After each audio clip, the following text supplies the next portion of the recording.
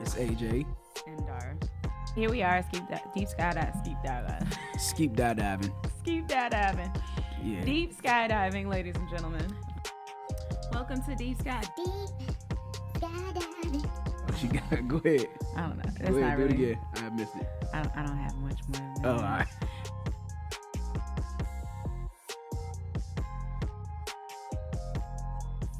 So, deep skydiving. Deep skydiving. Welcome to What Did You Hear Me Say? This is our fifth one, I believe, or sixth one of them. We have quite a few new couples here. Beautiful couples. You want to introduce yourselves? My name is Amanda. I'm Andrew. We've been together for almost 3 years. We met at our friend's wedding, actually, for the first time. I don't remember him. He remembers me. I remember him, but I remember him initially because I was. Tell the story right. I'll tell it right. We only have 5 minutes, so I'm trying to, get to the points. I was actually sick that day of the wedding. I was doing hair for the wedding. And I was living in Atlanta, flew back. I was dead to the world. He helped me get my stuff in the car. Again, I don't remember it. I just remember trying to get my life together, get her hair done, and get to the chapel on time. How he stood out to me was, how when the wedding procession comes into the reception, he danced in. I was like, oh, who's that big boy? Who's Twinkle Toes? Like, that's a big dude, but he got some moves on him. And our mutual friend was like, oh, that's my best friend, woo, woo. But he got a girl. So I'm like, all right, whatever. So we exchanged, I think Instagrams at the time. We made small conversation on Instagram and et cetera. Fast forward to 2020, during COVID, obviously everybody was shut in. Nobody could do anything. Everybody was in the house for the most part.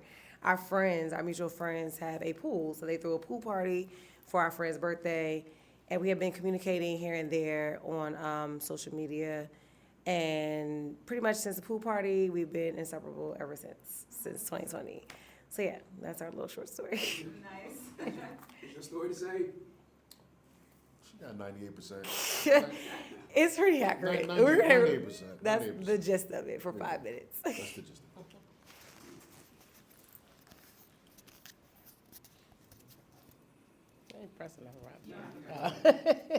This is Tamika Borges Lott.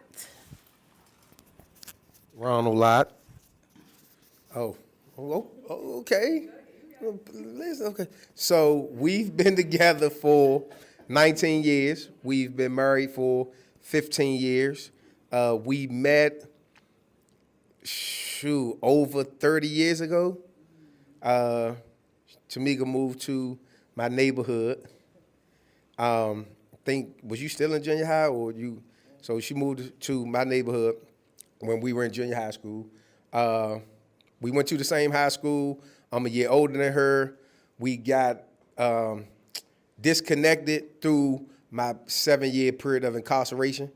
Probably about 18 months before I got released, I called to the neighborhood rec center, talked to my cousin, talked to everybody there, and asked him who else was there. He said Tamika. I said, Tamika Borges?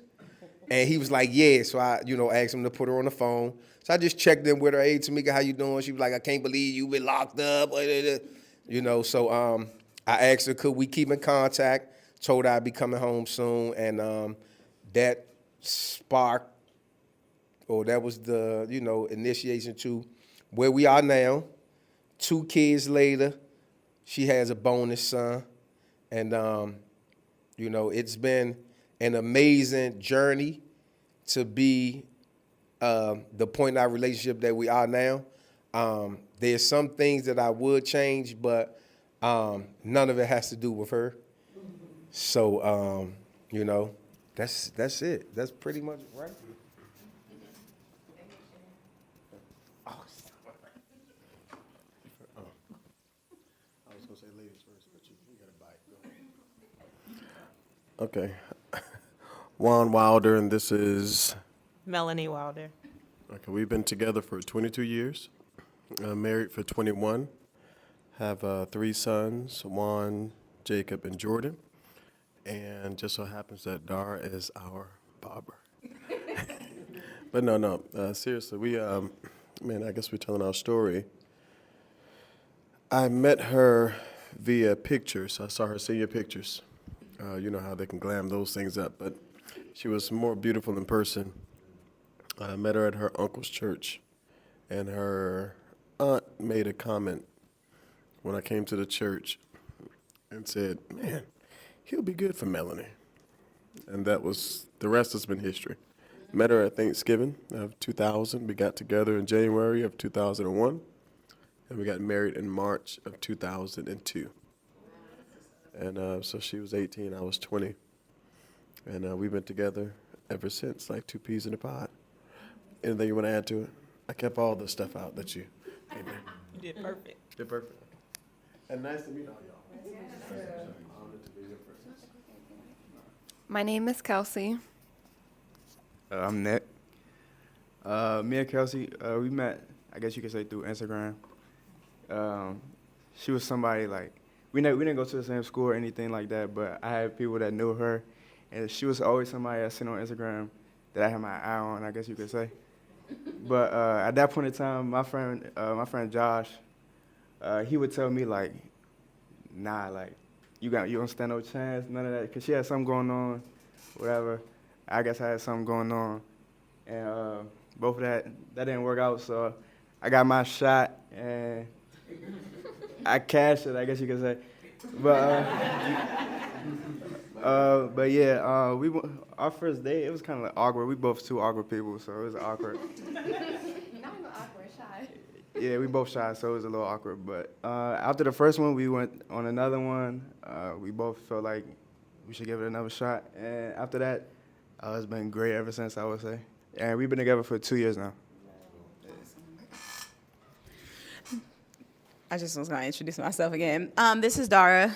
For the people who are listening, who will be listening to the podcast, I just wanted to say that this is again, I was telling the couples that this is like a new class, this is a new school. Everybody is new here except for Ronald and Tamika, and we just want to, again, welcome you guys. Thank you guys for coming. I know that this is a very vulnerable space, again, because you have shy couples, you have, people who are mixing who never met before, and of course you're telling your love story because, that can be tumultuous. It can be fun. It can be a lot of joy in it. But we thank you for even being brave enough to come here and share in this time with us. And I'm AJ, host with the most. All right. All right, let's get this thing started. So, you didn't send them. Yeah, you didn't send them the last episode, did you? I think I did, but I don't know. Did I say you on the last episode? I don't think I did. It's all good. I didn't tell her to, so she didn't know to anyway. I was just seeing if she was on point with me. She's not. But no, we're. Oh, okay, I did. So she is on point then. All right, cool. That's what I'm talking about. All right, I do want to, since we only have one couple here from last time, if you listen to the end of the last episode, I had challenged them. I asked them a question in the beginning of the session, what is one thing you want from your partner? And it could be anything. And then at the end of it, I said, all right, let's dedicate until every single day until the next time we meet to doing one thing that person asked for. So if they can explain, since they was here, I want to hear how it went for the past 35 days since our last. Oh, what's going on, man? What's going on? I want to hear how it went. Can you pass this to Tamika, please? Hold on. First, can you tell us what it was? Yeah, what was it? Oh, I remember what mine was. This Ronald, I remember what mine was.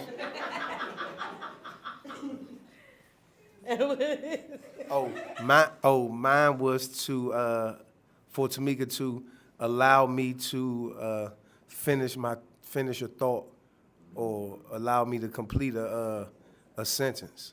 It was somewhere around there. I think it was completed. Yeah, that's what it was. Cause sometimes I'll say something, and we may have already discussed it, but I'm trying to reiterate it, and you won't let me finish. Okay, I don't remember that. Huh? She actually did pretty good for like the first 5 days. Yeah, but I just took that as a victory. Yeah, I ain't really pressed the issue no more.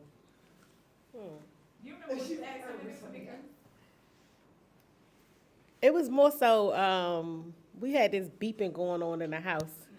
And it took him a few days, but he finally figured it out and changed the battery out of the fire. I think that was it. It wasn't nothing too crazy. You remember what it was? No, it was take the initiative to help. Oh, it was to take the initiative to do more helping around the house. Yeah, I changed all the batteries and all the batteries and all the smoke detectors. All of them.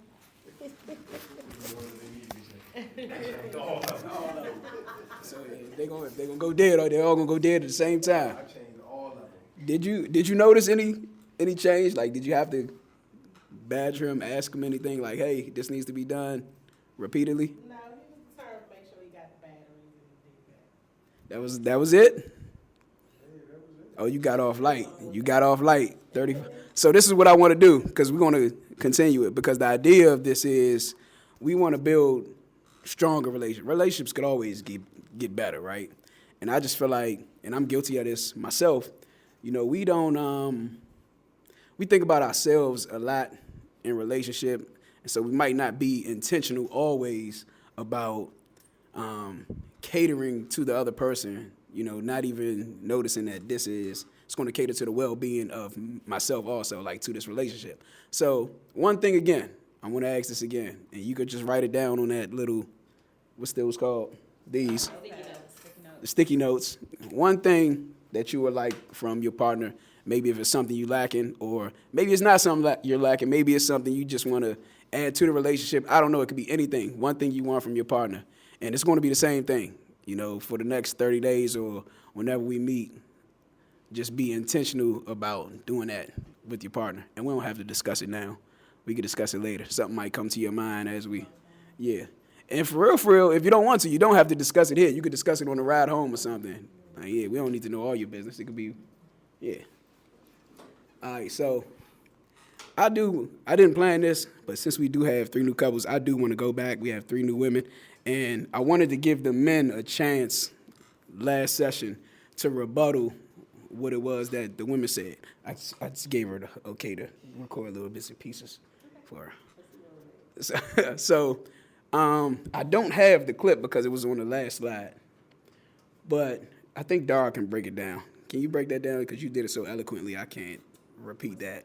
About men holding the space for women. Okay. Don't mind that. All right, this is Dara. We had an episode where we discussed how a lot of times women, we do have an emotional space within us, like we are emotional creatures, right? But all we want sometimes from our men is, instead of trying to just solve the problem, because obviously you guys are problem solvers and you all are protectors, sometimes we just need for you all to be able to hold the space first, allow us to be able to get through that emotional portion and express ourselves, and then we can, be able to receive the problem solving. Because I know a lot of times there have been instances I've heard in a lot of relationships where the woman is trying to express herself or telling her, her husband or her partner about the day, and he may say, well, why do you even talk to her? Like, you're giving me all of this, but why is that your friend at work? And it's like, but I'm just trying to tell you, like, how I feel. Like, I just want you to acknowledge that I have these emotions. And I believe we had a couple of women who weren't that way. Like, they understood. Because, this is not universal, obviously. But did I explain it pretty? Okay. So my question is, because we understand, us men, we understand, you've been in a relationship long enough, we understand we got to give our ladies a space to vent. We know they don't want us to just always jump to conclusions. They got to emote. They got to go through it. They got to feel. They got a whole process. So my question that I had proposed to the women last time was, how can we hold a space for you when we're the problem? When wherever the issue is, we're the problem. And I'll give an example. In one of my exes, my last relationship with one of my exes, she had an issue with me how do I say this? She had an issue with me because I didn't feel how she felt about certain things. And so she would get mad at me because I guess I would be kind of nonchalant about it or something. But I really wasn't nonchalant. What happens is I just realized there's nothing I could do about the situation, so I'm not going to stress about it, because I believe if it is something I can do about it, then I'm going to do something about it. But this is out of our control. And she was like, why don't you feel? I'm like, that's just not what it. And so I became the issue. It became a whole big argument and everything. And so I didn't know how to deal with that. I can admit I failed in that area when it came to me and her. And so my question is, like, what can we do? If I'm the problem, if I'm the issue, how do we hold that space for y'all until we can come to a resolve or something?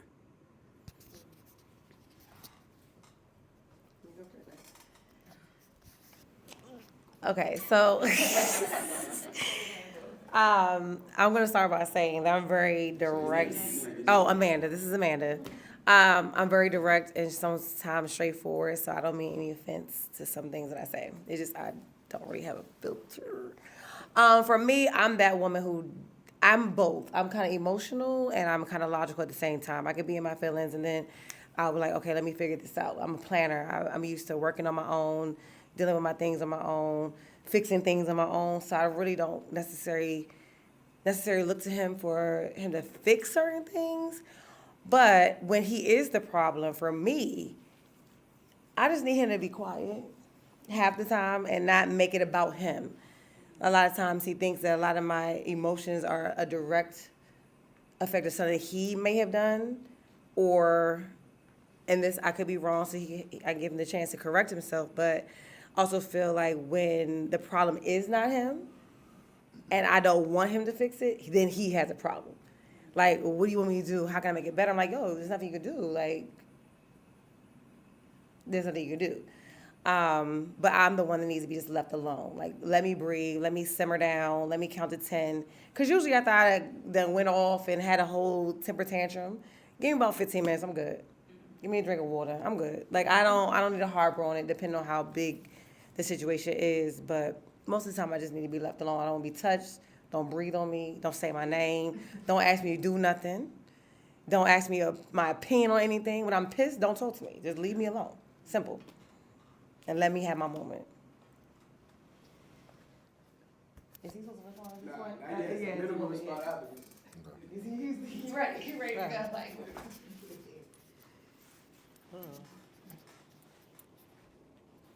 When is the other person's When is the man? name?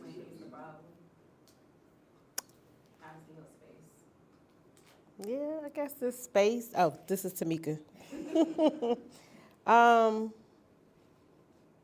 I guess having space and then at some point just having a conversation, especially if it's that person. A lot of times just talking and maybe giving some example as to why. Sometimes they may not know, oh, it is me. So it's just giving them that space and time. I know, right? So how can your husband hold a space for you so that you can go through the process and everything when he's your issue? If the issue of the matter, if you're mad, whatever it is him, what can he do to hold that space for you to go through the process? Because a lot of times we might feel attacked and everything, and it'll allow us to become defensive, and then it's not helping the situation at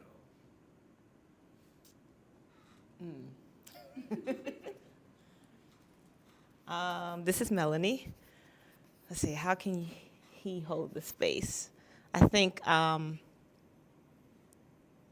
if he's the problem, I think he should hold the space by analyzing the situation and trying to understand whatever he's the issue that I've expressed to him, right? That he's the issue at this point. That's how y'all operate on. Oh, okay. So he says he's never the problem. Okay. But, yeah, I think he can hold that space by analyzing. Until I work through the process, maybe he can think of what he's done to contribute and how he can fix the problem on his end. I guess out of the entire 22 years, we've learned how to work on ourselves. It hadn't always been that way, and we would point the finger at each other. But over the years, through communicating, we've now learned and embraced how to, in any given situation, what did I do to contribute to the issue? So to hold that space, I would say that he could better, not better, but analyze even more his part so that when we do come together to communicate, we could come with solutions and not necessarily continue to harbor on the problem. Okay, this is Kelsey. I think for me, it's having him be more patient and kind of just listen to what I have to say at first. Because it depends on, like, the situation, of course. There might be times when I'm, like, really, really mad, and I'm like, okay, I try not always to attack him, though, because I know that's going to make him mad, and we're just going to go, back and forth. So, like, when I am calm, but I'm still upset at something he did, I kind of try to remember, okay, no, we're not married, but we're supposed to be partners, supposed to work through it together. We're not supposed to be, even when I read this in the Bible and stuff, we're supposed to be like teammates, I guess you could say. We're not supposed to be against each other. So at the end of the day, yeah, there are some things that, like, make me really upset, but I think I just need him to kind of listen to what I'm trying to say. I'm not trying to attack him all the time, and just hear me out, I guess.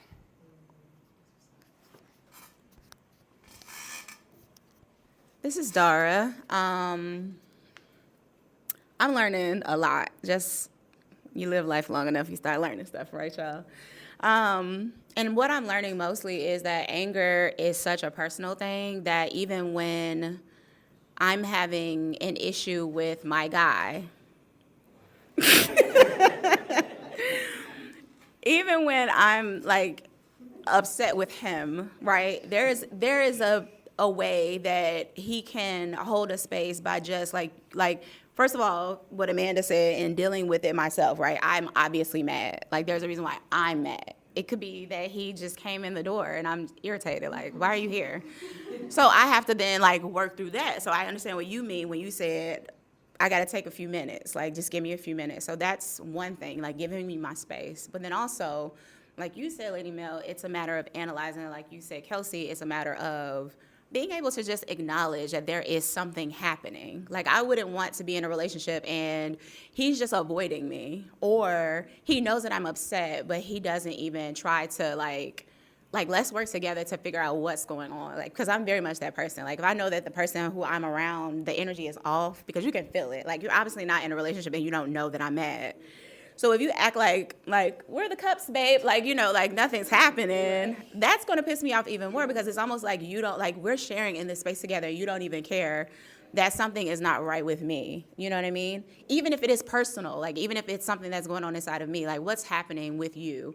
If I'm the problem, then let me acknowledge whatever it is. It doesn't mean that you have to say, oh, I'm so sorry, baby. Like, I'm bowed down to you. Like, I'm so wrong. You're so right. Like, it doesn't have to be that, but it can necessarily be like, okay, what happened? Like, what do you feel that I did? You know what I mean? Whereas I can still own my feelings, but you know that, like, so it has something to do with you, if that makes any sense. Yeah, it does. All right, fellas. Ronald look ready. All right, so I'm going to ask y'all, do y'all, because I don't want us to get defensive. Like, so I don't want this to be a rebuttal to where, don't look like that, man. I don't want it to be a rebuttal to where it might seem like we're attacking our ladies, because we're supposed to be, their protectors, their providers and everything. So sometimes you might do have to take some hits, just for the betterment of the relationship. So I want to ask y'all, do y'all realize those moments? And you can rebuttal, you can say whatever you want to say back to what your lady said and everything, but I just want to know, do y'all realize those moments? Do you, like, catch yourselves, and can you understand, like, yeah, I understand. I know I'm the problem. I know I'm the issue right now. Let me calm down. Or do you find yourself, like, fighting back? Explain your situation.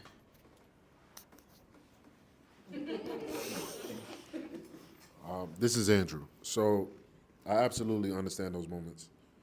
I'm an analyzer, and I'm a thinker, and sometimes I cater to her feelings, to a point where I'm not thinking about. I want to say this without sounding like a simp, but I cater to her feelings to the point where sometimes I'm not really worried about how I felt about whatever's happening in the moment. It's more about trying to autocorrect whatever it is that she got going on. Because she's right. I do try to fix whatever the situation is. You know what I'm saying? Like, if there's a problem, I want to know what the problem is, and then I want to know what it is that I can do or how it is that I can assist. You know what I mean? And if I'm the problem, then it's like, all right, well, let me think about what it is. If I'm going to apologize, which I don't have any problem doing, it's either going to be I'm apologizing for what I did because it's like, all right, I know I probably shouldn't have done that, or I'm apologizing for how you took it or for how you feel because I know that wasn't my intention and I know that you're taking it wrong, which is 95% of our issue. We think differently, which I don't know anybody that thinks the same, especially male and woman. But we think differently to the point where sometimes we don't understand where the other person is coming from. You know what I mean? Like, from big to small. Sometimes we even make jokes and be like, you know what I mean? Like, why you thought that was funny? You know what I mean? Like, you know what I'm saying? Like, we have those issues sometimes. You know what I'm saying? So, yeah, I do think about it. I do analyze it. I do know and understand where it is. I think it's a little cap in what she was saying as far as how she be going about it. I absolutely will give her time to leave her alone. And then I'll come back and she will seem like she's good and then it starts right back up again. You see what I'm saying? Because I said something and because I was the problem. That's what she's not telling y'all. You see what I mean?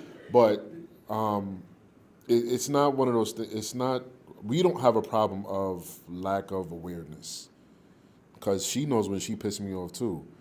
She just goes about it in a way that, for me, I don't care for. You know what I'm saying? It's more of a pride-ish thing, like, well, I know y'all fellas, y'all know what that look is, just, you know what I mean? Like, we have those issues, and I'm more of a, well, you need to acknowledge what it is that you did. If I have to acknowledge what it is that I did, then I need you to do the same. You know what I mean? I don't always get that energy. But, that's my story. That's our story. This is Ronald.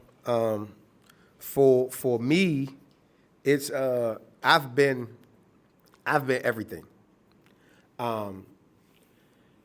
and we've been through everything. So it's kind of I'm guilty of being the individual that Dar spoke about, trying to act like everything okay when I know it ain't.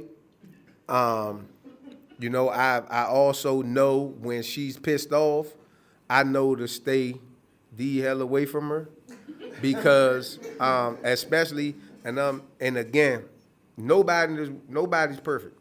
But as far as our relationship go, I can honestly say that my wife is who she's always been. So I've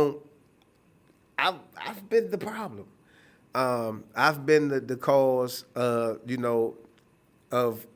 her having to hold that, or me having to hold that space when I've been the issue. I know how she How do you do it? I know how my wife processes things. So I know that depending on what it is, I know how much time is needed before she's even able to have a conversation so that I can apologize. I have to give her that space. If it's something minor, then I know I can, come directly to her like, babe, I know I dropped the ball on that one. I apologize, what I need, if I put her behind with something, what I need to do to, for us to catch up. If it's something major, then I know she needs some time to get over it. You know what I'm saying? So I have to, allow her that time and that space to get over it. But, I try to make sure I let her know that, hey, I'm here. and I acknowledge, where I was at fault, even though she don't want to hear it.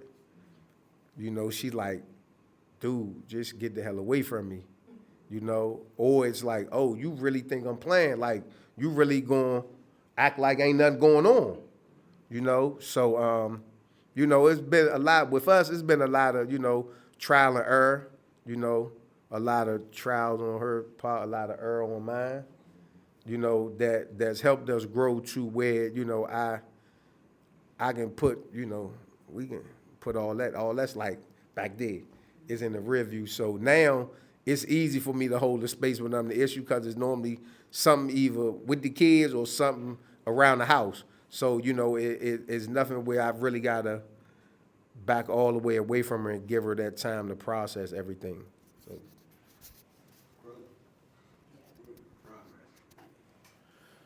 All right, Juan Wilder. Problems. How do you solve them? How do you hold the space? A few things. Relationships, marriage. I spell it all the same way. W-O-R-K. It takes work. Communication is really hard when you really don't work at it. And I appreciate all of your opinions and your advice. I feel like my relationship is already better because of these wonderful couples that are in the room. So my hat's off to all of you all.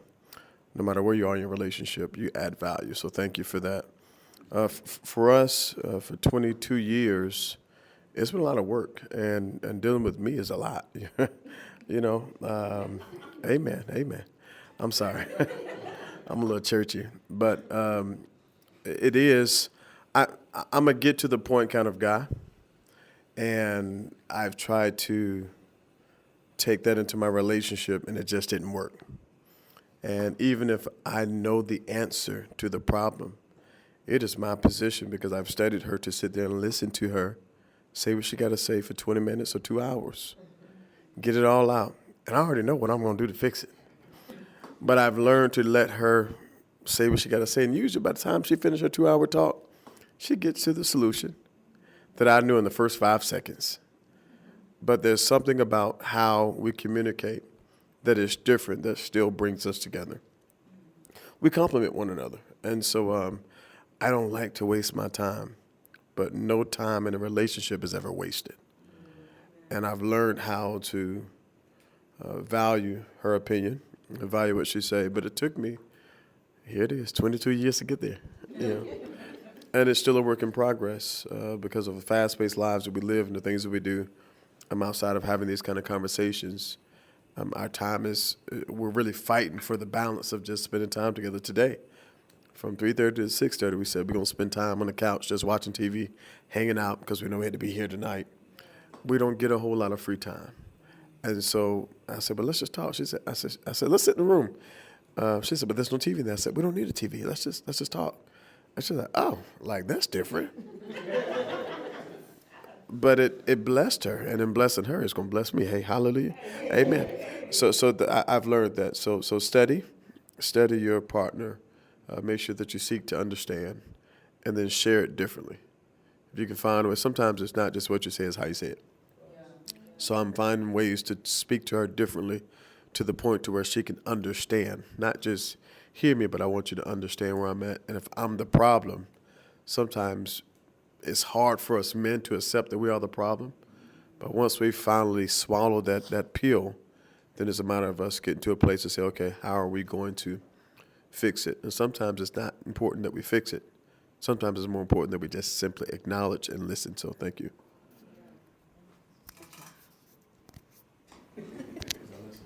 This is Nick. Like Juan said, relationships take work. Me and Kelsey, we both need work, but I feel like we've done a pretty good job of better communicating. Like she said, I don't have a lot of patience, so I'm working on hearing her out, listening to what she feels and why she feels that way. Because sometimes she doesn't always express exactly what's going on, so I'm left like I got to figure it out, and that's kind of hard because it's just like sitting there, I don't know what's going on. But I just got to give her the time to express what she has to say.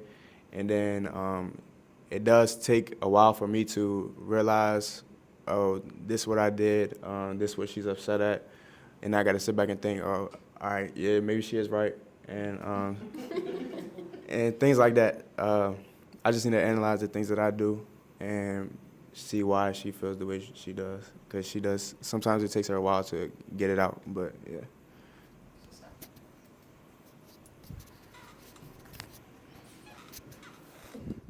I don't have nobody to hold a space for, so I ain't got an answer. But we still on the are you stewarding your relationship well, right? And I'm going to try to explain something. This was not strategic by me. This is all God's doing. Y'all remember from the earlier, what did you hear me say? It started with Grace Space, holding the space, and we spoke about our past and why we see things the way we see things, the traumas we experienced, how we were raised and everything, and how that affects how we deal in relationships. And then we went over about having to hold a grace space for your partner, you know, understanding we're not perfect, things may go wrong, let me not beat you up, all that. And then we got to this point. This is all God's doing. And he was telling me, I just kept hearing commitment, commitment, commitment. And so I was like, all right, this is what I'm going to bring to your people. And then my man said, relationships take work, right? And all I hear with that is, it's going to take commitment, because when you ain't feeling it, what is going to keep you going in it? What is going to make you keep wanting it? You know, because it ain't happy, you know, Valentine's Day every day. We're not feeling like I want to just love on this girl every day. Are y'all feeling like that about us? No. Is there any woman here that just feels like every day I just want to love on my man? We don't feel like that about ourselves. He said, Juan said that's crazy. But today is going to be about commitment, right? Hold up. Somebody look a little confused. I'll say every day, yes. We want to love, but there are moments in the day where you like, no. It's all right. It's all right. Yeah. It's a choice. All right. So I listened to this dude. It's probably one of the most powerful speeches I ever heard, right? And me personally. And he said this. He said, the commitment to the solution is the answer to the problem. And for some reason, it just rang in my head, and I always remember this, right? And so I just broke it down for myself. And so I'm just going through this real quick, right? It says, the commitment to the solution is the answer to the problem. Commitment is the act of binding yourself to a course of action, right? So it's, like I said earlier, this is what I'm going to do regardless of how I feel, right? Solution. I thought solution and answer was like the same thing. But there's a difference, a slight difference, right? Solution is a method or process of dealing with a problem, right? The commitment to the solution is the answer to the problem, right? Answer. It says a spoken or written reply. That's not the one I'm looking for, but it says a correct reply or a correct solution. And we already know what a problem is, right? It's something to be considered, solved, answered. Situation, matter, or person that is hard to deal with or understand. A matter that's hard to deal with. Something that we're going through that neither one of us like. Something that needs to be fixed or addressed, right? So when I just broke the Joan down with the definitions, where it says the commitment to the solution is the answer to the problem. I don't even know if the dude that said that understood what he was saying. But it says the act of binding yourself to the process that will correctly address or solve a difficult matter. Right? And, oh man. I don't know if I want to ask this yet. He already said it, but you could elaborate even more. But I am going to ask this for a specific reason. We're going to get to it. Why did you choose the person that you're in a relationship? Like, why did you choose to be with this person? And I'm asking this for a reason. Who's going first? One in a minute. We're going clockwise. Go ahead. All of us, like that. Every single body's going. Yeah. So don't change your answer up once you hear your partners, right? Like don't. Yeah. I want you to be honest, be truthful with yourself. Like, why did you choose? Write it down first, then. I don't gotta write it down. No, write it down. Okay. All right. Let's come on. Let's be gangster. This is Amanda. Honestly, I would say I started off by choosing him because we had a lot of trauma that we bonded on. We were very relatable in that aspect. We both lost a sibling that was super close to us. I had a little bit more grief than he has in that regard, but we definitely bonded on that. We also bonded on like relationships and what we experienced in our past relationships, even down to some of our spiritual beliefs. We bonded on in the beginning because when we first started dating, we spent a lot of time talking on the phone, FaceTiming, because he lived in New York. I obviously live in this area. So we weren't in person all the time, so all we had time to do was talk and share stories and scenarios and et cetera. So I truly felt like, we were on the same page with a lot of things. So that, and I truly, deep down in my soul, he's a sweet, genuine person. And I definitely fell in love with that genuine person that he is. So he's a sweetheart. And anybody that knows him will start off by saying, like, he's just a good guy. He's a good overall person. And I fell in love with that good, genuine, good intention, open the door for anyone that comes to, like, he's a gentleman. He's a good person. So that's what I fell in love with, along with the common similarities. Thank you for that, man. Appreciate it. This is Andrew. The reason why I chose to be with Amanda is because initially I thought she was different. And that's real cliche to say, right?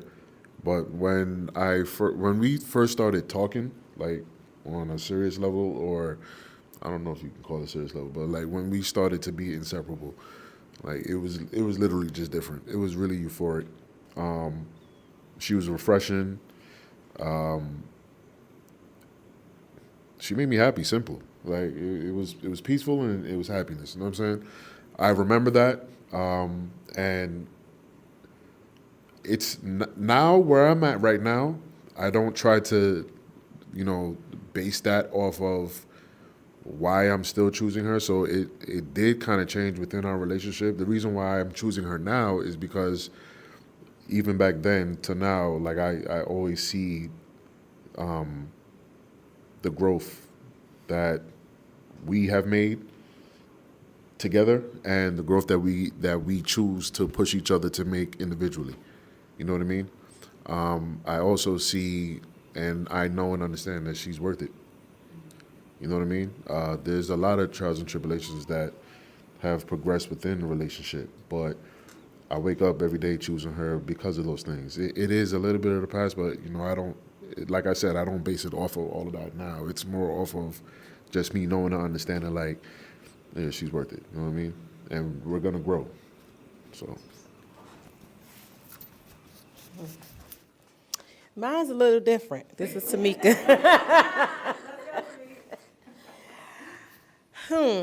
He was actually persistent in like making it more than just being a friend. We had known each other for a while, high school, and 10 years later out of high school, we started.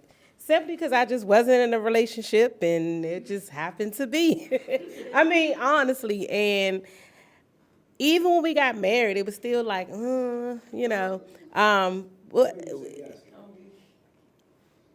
what made me say yes? I saw potential. He was fun to be around. There was still some stuff we had been through, but I just said, kind of went through it. I ain't gonna telling the truth.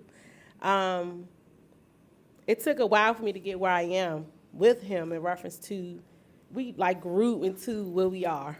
I can't say, oh my God, I'm so in love. It wasn't that. It just happened. Just honest. This is Ronald. I did not choose to marry Tamika. And I knew that I wanted to be with Tamika. And I mean this with all honesty and sincerity. God chose Tamika for me. There is no other woman on this earth that I was meant to be with than my wife. Why you say that? Because all of us, I don't know if all of us are protected. All of us are covered. right? God watches over all of us, right? He puts us in situations for us to learn from. He puts us in situations to protect us. He put us in situations to save us, right? When me and Tamika got reconnected, I hadn't even hit the streets yet. I was still actually incarcerated. It was that day that God used her to save my life. I knew that she was nothing like anyone that I ever dealt with before. And I'm one of those people, I know who I am. I know all my flaws. I know my shortcomings, all of that. I acknowledge them. I'm transparent with it. If I don't know something, I don't know it. If I've done something wrong, I'm going to admit it. I did it. But I knew from the minute I heard her voice, I was like, and I told her, I was like, man, we going to be together. She was like, don't do that jail shit. Like, that's what she said. You know, but I knew because God had always given me windows, opportunities, you know, to choose, right? Me, in my own self-sabotaging way, always chose to figure out a way not to, you know what I'm saying, open that door that's the door that God wanted me to go through. When me and Tamika got together, I couldn't. What you seeing?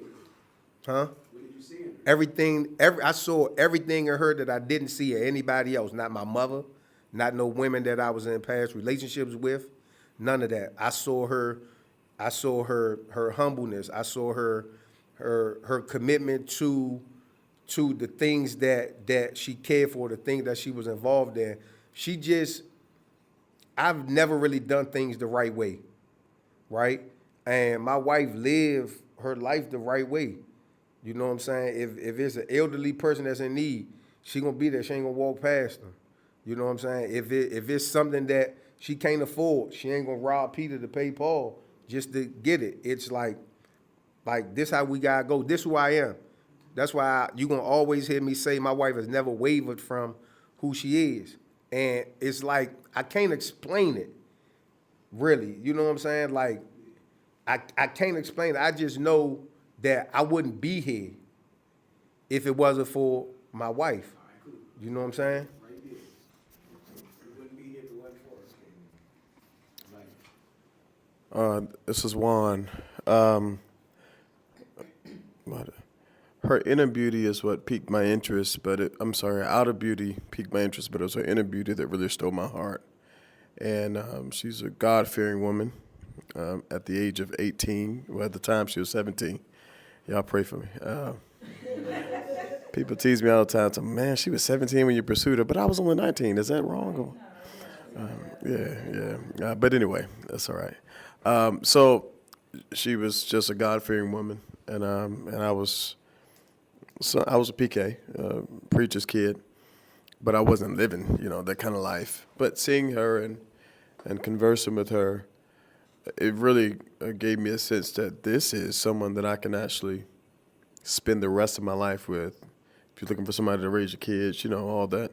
It's those kind of values that really gave me what I needed to really commit to her.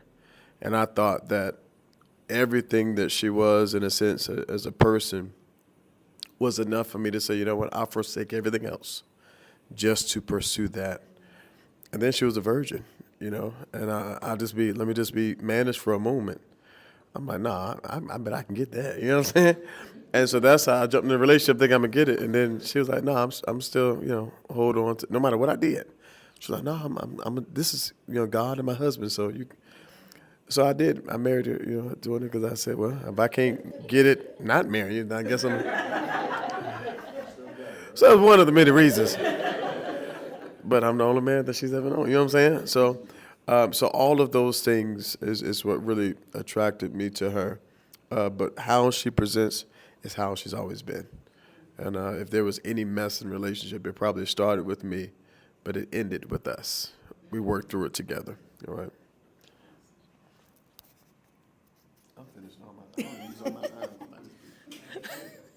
This is Melanie.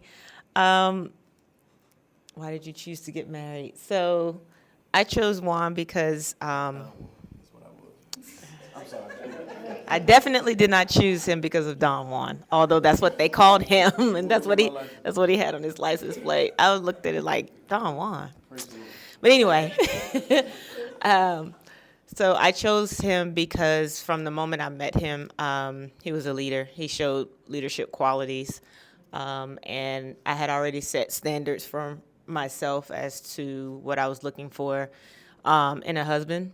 My grandmother had really kind of instilled those things in me at a young age, and she had always told me to be specific in my prayer life as far as what I wanted in a husband. So I had, already sat down one day and kind of wrote those things out. And just over time, just talking with Juan over the phone, and spending time, he displayed those qualities. He had his stuff together, knew what he wanted to do. He was in the military at the time, so I actually thought he was rich. That was one of the reasons why I thought he had some money. Because I was in high school. I was in high school. He was in the Air Force. And I'm like, oh, I got me an Air Force man. He got some money. He was sending little stuff to the school. So my girls, they was like, oh my gosh, And then we got married. Saw that first check. I was like, what the heck? Yeah, but no, he was definitely, he showed the leadership qualities. He was. We were both in church. He was a man of God, although, like he said, like at that moment, we both were just we were in church. We both was raised as PK kids. But y'all know how that is, You in church, but you ain't really living it, but, your parents instilled everything in you. So we were both in that moment or in that season, but he showed enough God for me to know that it was in there somewhere.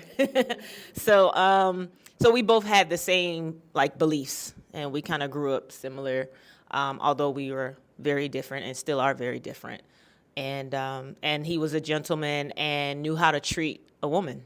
And so that was very important to me because growing up with my mother, my father was very abusive. And I knew what I did not want. And so, but my grandfather, who was in my life, who raised me, was, the man that I wanted. And so I saw my grandfather in him. With how he treated women, so definitely that as well. Okay, this is Kelsey. As you guys know, we were talking about me and Nick, how we met was through Instagram. When I first saw him on Instagram, I didn't know him, so it was kind of like I had this perception of who I thought he was or what he was going to be like. So when we first met on our first date, we were both shy. We didn't really talk too much, so I was just like, okay, whatever. But then we went on a second date, and, my perception of who I thought he was completely different. Like, we connected really quick on that second date. Like, we just talked. Everything seemed, very familiar, I think I would say. And then when I met his parents, especially his dad, and I saw him all the time, my grandfather, I'm like, your dad reminds me of my grandfather so much. And I was really close with my grandfather. So I'm like, I think just the familiarity, kind of made me feel good. It made me feel comfortable. Another thing would be how affectionate he is. I didn't grow up in a family that's, affectionate at all. So being with him, he's very affectionate, and I'm not used to that, but it's definitely teaching me how to be affectionate. And then the last thing I would say would be, when I'm going out to places with him, say his job or something, all the guys are older guys. They're like, yeah, Nick's a great man. He's really good. I don't know. It just makes me feel proud of him. This is Nick. I would say she allowed me to be myself around her. I didn't have to do anything to get her, anything out of the ordinary to get her or anything like that. I felt comfortable. I did feel like we bonded a whole lot. And now, as time went on, looking back at it, I feel like, we're kind of different people. We bond a lot, we're kind of different people, but I feel like she has things that I need and I have things that she needs in order, to grow through life and everything like that. And I feel like she just keeps me on my toes. She makes me happy, and she's just the person I want to spend my life with. All right, so I want to point something out because this is majority of the time, right? I don't even think we consider this, but we choose who we choose almost like 100% selfish reasons, right? I'm not married, but I have aspirations to get married. I know the type of woman I want to marry. And I'm pretty sure you women, you have an idea of the type of man you want to marry, right? And like I said, it's for selfish reasons. So if we listen to what we said, you said he makes you happy. It might not seem like it's not selfish bad. It's just that do we get into relationships thinking, what can I do to advance this person's life? We're innately like in sin. We're innately messed up people, even if we don't think it. So we just think selfishly, period. Like you're not going to get with somebody just because you feel like you can enhance their life. But I'm just saying, when you meet somebody, you say, man, she allows me to be myself. You think about, what can I add to her life? If I'm going to make an honest woman out of her, like, am I equipped to lead her, to help her be the best woman that she could be? You know, am I ready to be a husband to this wife?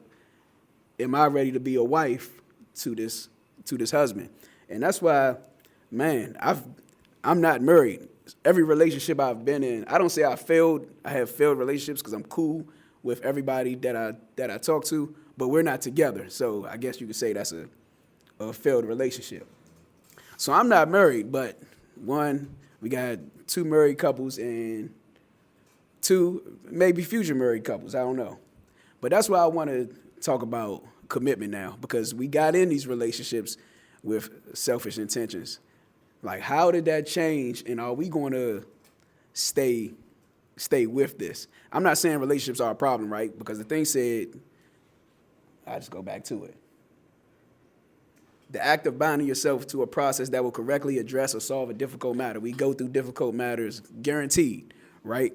What is it that's keeping you there to say, man, I'm going to be committed to this person, or I'm going to be committed to this relationship to make it work regardless of how I feel, regardless of how you hurt me, regardless, I'm going to stay here and I'm going to stay committed with this.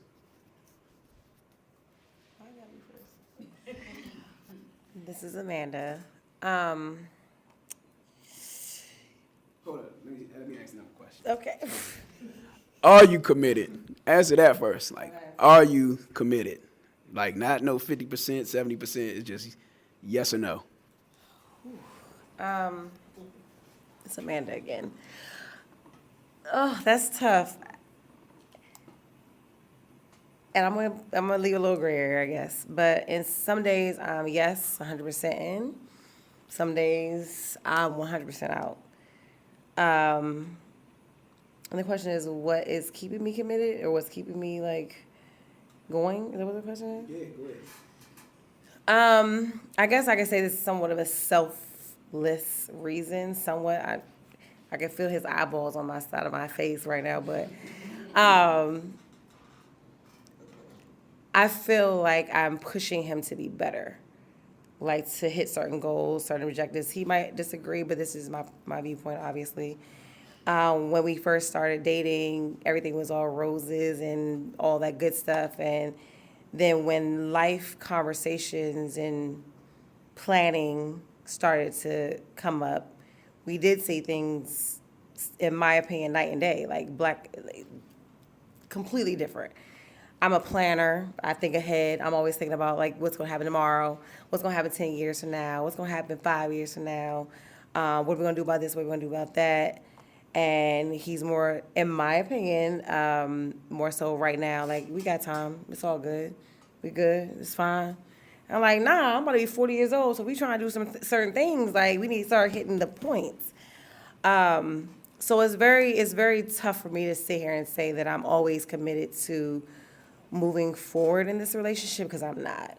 I genuinely love him as a person, and I think that he's, like I said before, amazing. But I have days I'm like, yo, this is not going to work, because we see things completely different, and I don't always see a resolve. we don't always have the opportunity to come back and always settle what the differences may be at times. But I'm still here because I think that he is at a place where he's trying to fully understand who he is as a man and where he needs to be as a man. And I think that I'm a good support system for that. Like, I know I'm a good friend. I may not be the best girlfriend at times, but I know I'm a good friend. All of my friends will give you that feedback. Like, I will hold you down, whatever you need, I got you. I'm here for that. But as a girlfriend, I have my moments. But as a friend, I'm here with him through it all, no matter what.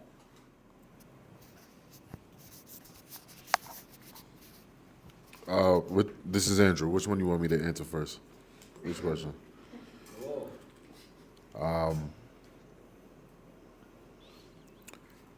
The act of binding yourself to the process, right? Like I said before, I know she's worth it. I know that we can both grow. I think that the selfless part of me knows that I can add structure and consistency and stability. Now she questions that, right? But I know what's within myself. She's a little bit more wild, and I'm a little bit more conservative, right? So those things right there, I don't see them as big issues, right? But she sees those as issues. Those are things, that's part of the reason why she says that, we see things differently. As far as her saying that she doesn't see a resolve, and I know this is kind of becoming like me rebuttaling what she's saying, so I'll stop after this. As far as her saying that she sees no resolve, I don't see it as that, right? Because I'm always looking for solutions. I know what it can be. We just have to both commit to it, which is what we're talking about. So for me, it's more along the lines of just knowing that our differences don't have to be our deal breakers. The commitment is just that, the commitment, right? I'm in love with her, so that helps, That's another reason. And the other reason is what I said before. It's literally just that I see and know that she is worth it. She does she does make me happy, and she can bring me peace, She does bring me peace sometimes.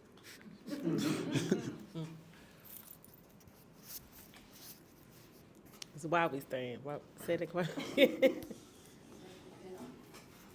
should have put the question in there. Yeah. No. So, what keeps you there? You shared this actually. You did. You shared it, but I don't think they heard it. But what keeps you there? Why the commitment? Like, how did you stay solid? This is Tamika. What kept me into our marriage, for me, as I stated before in our past sessions, marriage, I wanted to make sure all the boxes was checked, that it wasn't just, oh, I'm going to go get a divorce. It was, I know I did everything possible as a wife. I know that in communication, and simply because there are kids who are involved. So I didn't want to, and they are girls. I just want to make sure, like, if I did say, oh, I give up, that I literally did everything that I can do possible. Not just step away and say, well, whatever, shoulda, coulda, woulda, or maybe if. So I want to make sure everything was checked. But I think he knew that, oh, things about to get real, because I was like, yo, clean it up, and it needs to happen immediately. So it was just that. And then having to learn somebody else all over again, nah. So that was it. This Ronald. What keeps me committed is I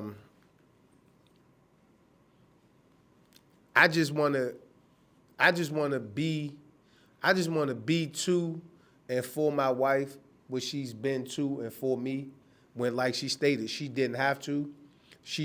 And if she took advice from anybody, she wouldn't have. Of course, I love her. Like she saved my life. I used to be an alcoholic. You know what I'm saying? Like my life was crazy, and my wife loved me through that. You know what I'm saying? She loved me through that. I know for a fact she prayed for me constantly. So I mean, I'm here because I'm supposed to be here. Like Juan said, it's work, but when that work is mutual, it does not feel like work, because you have the tools you've learned, and you've developed the tools to just be able to seamlessly do this thing called life. And every day I just want to be better because of her. I know AJ mentioned how we make decisions or choices out of selfishness a little bit, but like me, I just want to be everything I could be for her. Like I don't really require nothing. Like she's already given me everything. You know what I'm saying? So I'm just playing with house money for the rest of my life.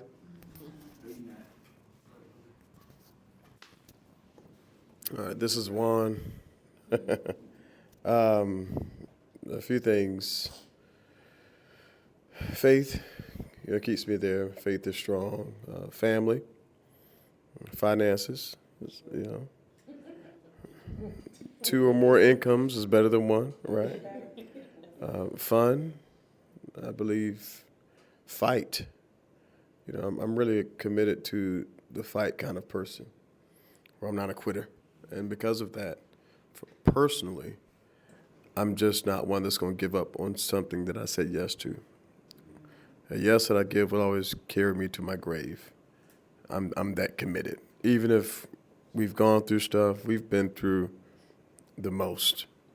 And with many of the couples that we counsel, we have the pleasure of counsel and helping, we share our testimony. We've been through it. You name it, our relationship has been tried. It's been tested, it's been proven. But we've never been one to quit on fight. So personally, I say that faith, fun, family, finances, fight, and then our future. If you're trying to, and you can look at this as a business transaction with certain relationships, some people do. But when you think about something that you're building, it's much easier to build with someone than to try to carry all the bricks and lay all the foundation by yourself. You name one big building that was ever erected that one person did by themselves. And I can prove it to you that you cannot build alone. And so all those things are the reason why I'm fully committed, no matter how difficult the matter might be. This is Melanie. What keeps me committed is, number one, my relationship with God. And I made covenant with him, at the altar. So, as far as our vows are concerned, that's at the forefront of my mind always. Somebody got to die. It won't be me. To death do us part. Also, I love him. I'm in love with him. So when you're in love with someone, especially when you have agape love, it's unbreakable. So when you're in love with someone, when you love them, you'll do whatever it takes to make it work. And so when you know for sure that that's the person you want to spend the rest of your life with, then that's another, I guess, pusher or motivator to do whatever it takes. Of course, our children. I grew up in a somewhat of a broken home. So that's always been a motivator for me to, I've always wanted my children to have both mom and dad. I didn't grow up that way, my siblings and I, but thank God we had our grandparents who kind of stepped in to help my mom.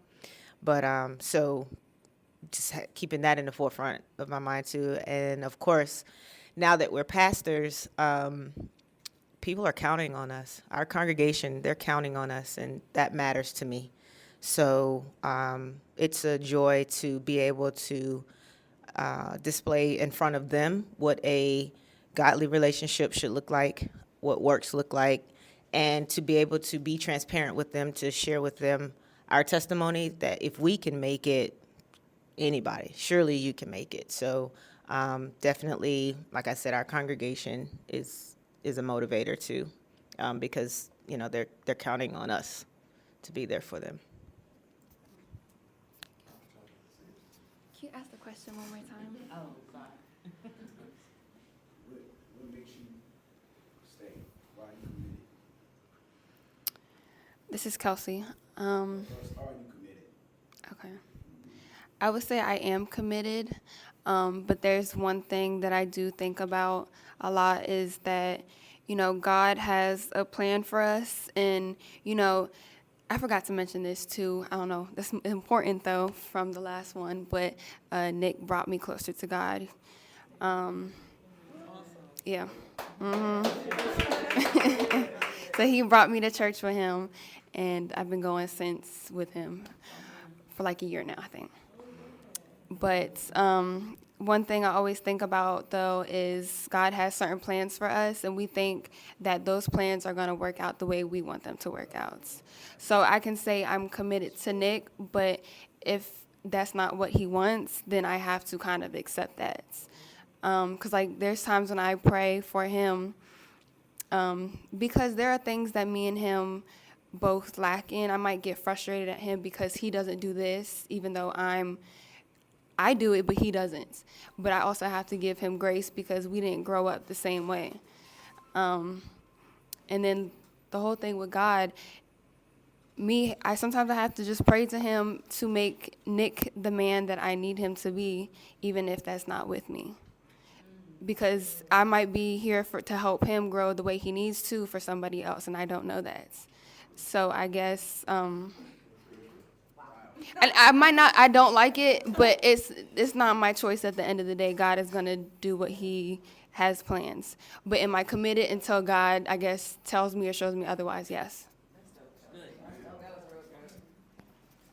This is Nick. I am committed to Kelsey for one reason being I feel like it's no coincidence that we were brought together, especially with the timing of everything. Like I mentioned earlier on, when I first called I of Kelsey, we were both doing our own thing. We had other things going on. And I finally got my chance to pursue her, and it worked out the way it did. And like I said, we both help each other in different ways. I feel like we were what each other needed at that time and currently. And I don't feel like there's anybody else that I should be with because he placed her in my life for that reason, and the way she makes me feel, I just feel like I'm gonna do this. Whatever I got, I think Andrew or my man here said, whatever I got to do, I feel like I'm gonna have to do it. I'm gonna do it because that's what I want at the end of the day. So. Commitment.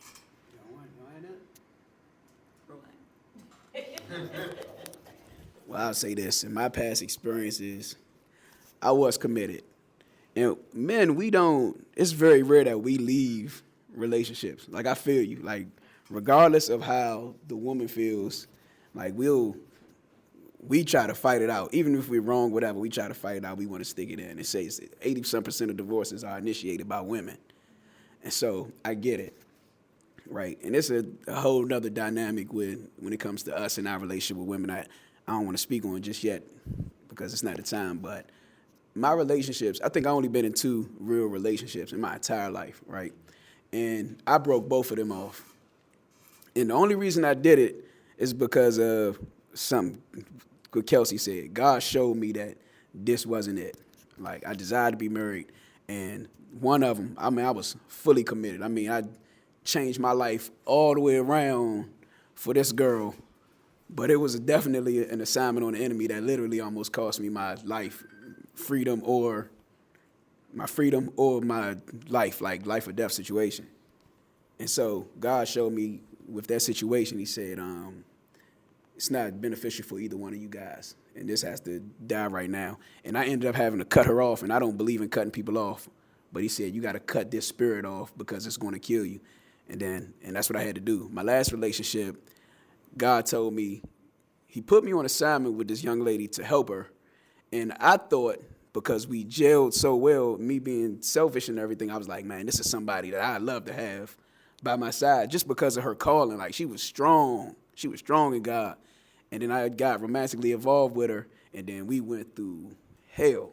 Like, even Dar said, I don't like what this girl is doing to you. Like, you changing your, what is it, my vibe, my personality, whatever. And so I was praying on to God.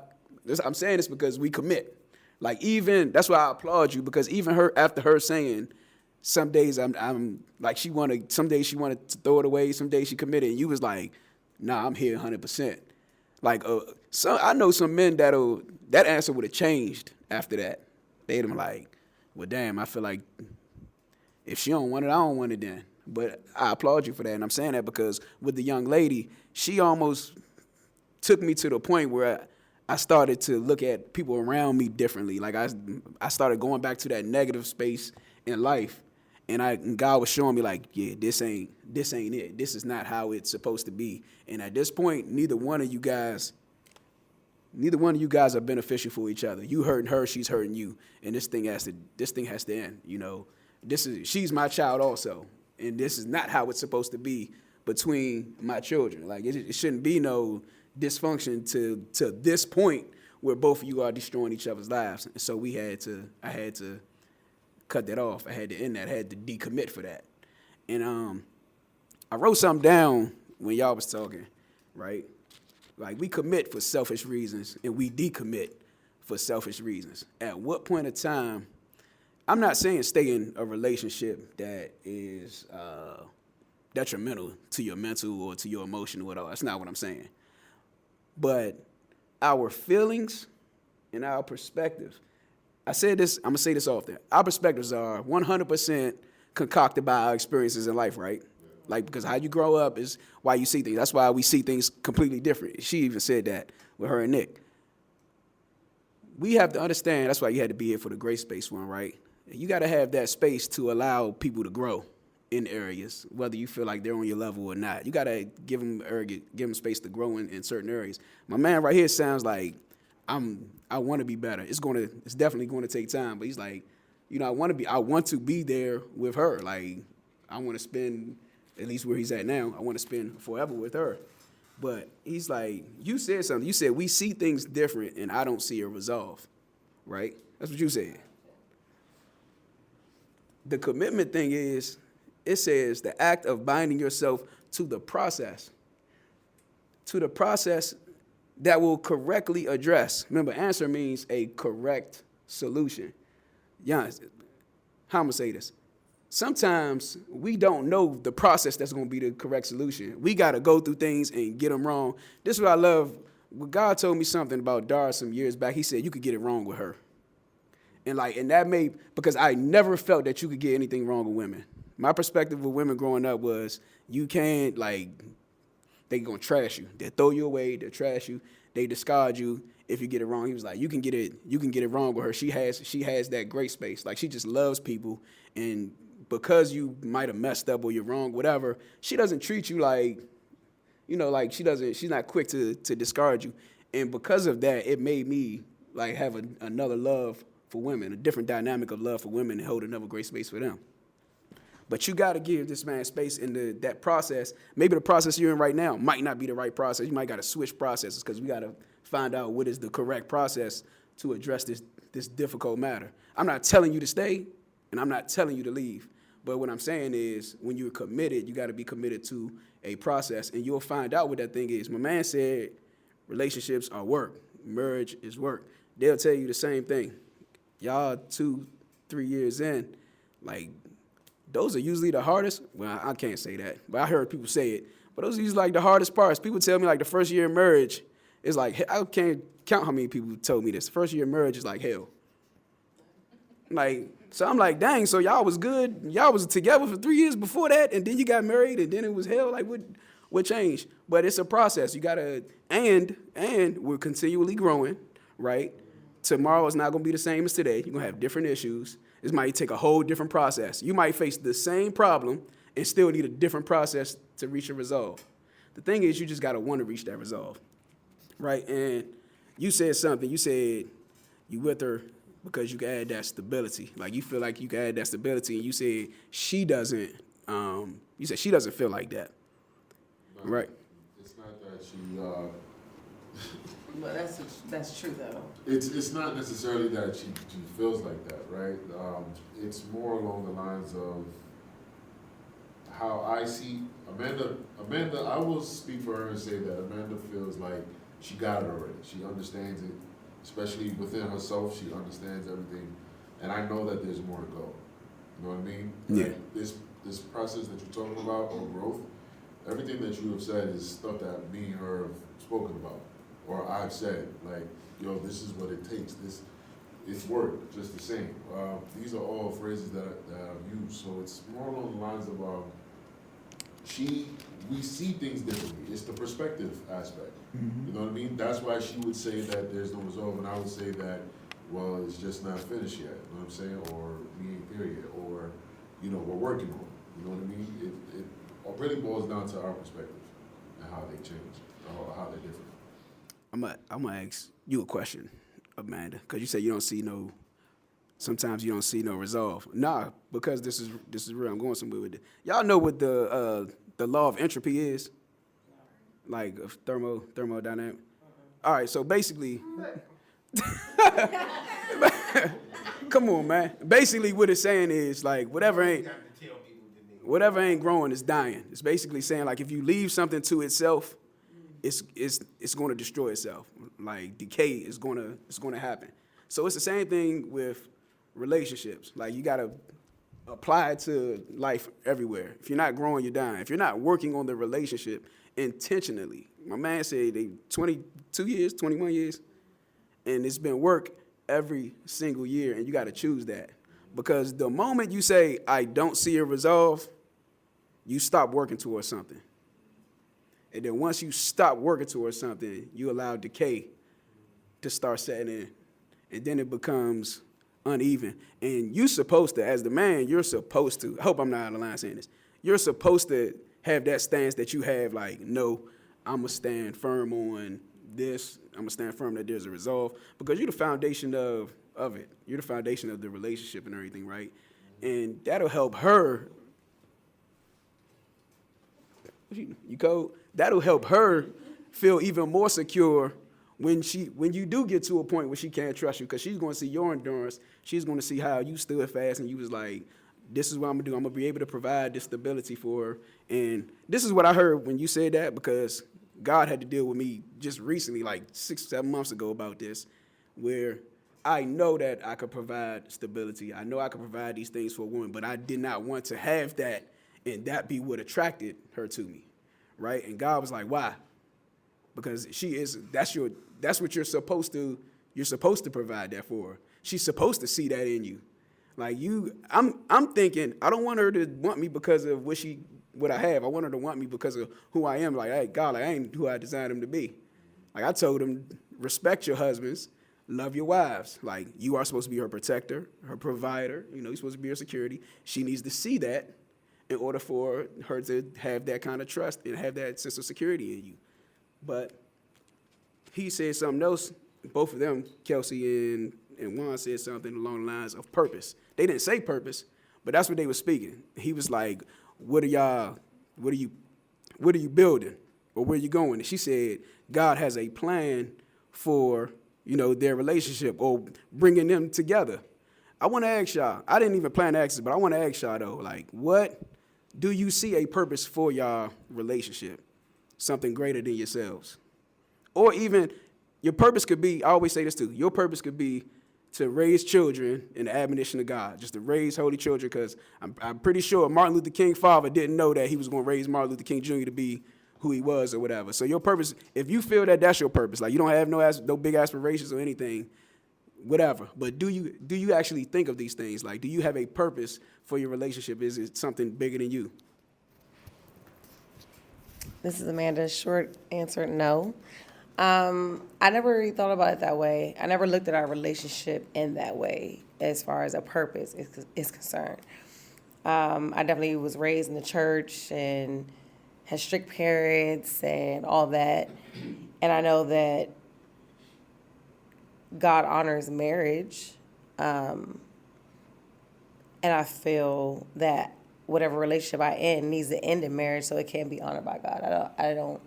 I tell them all the time, I feel like some of our issues are because we're not married. Like, we're, like, living in sin and all that good stuff. And we're fighting against certain demons because of where we are in our relationship and the fact that we have not crossed that threshold.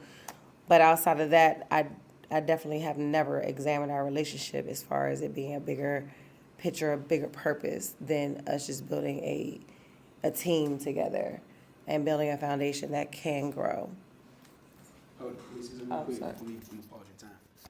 Hey, I gave y'all these just in case y'all had any questions or everything for anybody else, or you notes, whatever you wanted to take also.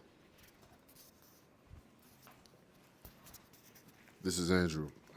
I definitely thought about our relationship as far as what's the purpose and if we have purpose. Because of all the issues that we had, that was something I had to question myself, and I didn't state that.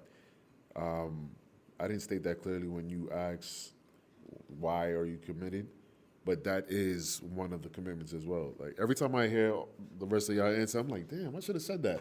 You know what I mean? Because really, honest to God, man, each and every last one of y'all have hit on something that I've either said to her already or I already thought and said to myself. You know what I'm saying? So, yeah, for me, I see greatness within us as a unit. I see unified goals. I see us being millionaires. You know what I mean? Not only in material, but spiritually. Like, you know what I mean? I see a lot. I see a lot of growth between us, and that's why that's a part of the reason of my commitment. The purpose for us is for us to be unified and for us to be a great union. And when I first started talking to her, I thought of her as a person, like I said, that was just completely different from any woman I've ever been with and all that other stuff. And I really thought that,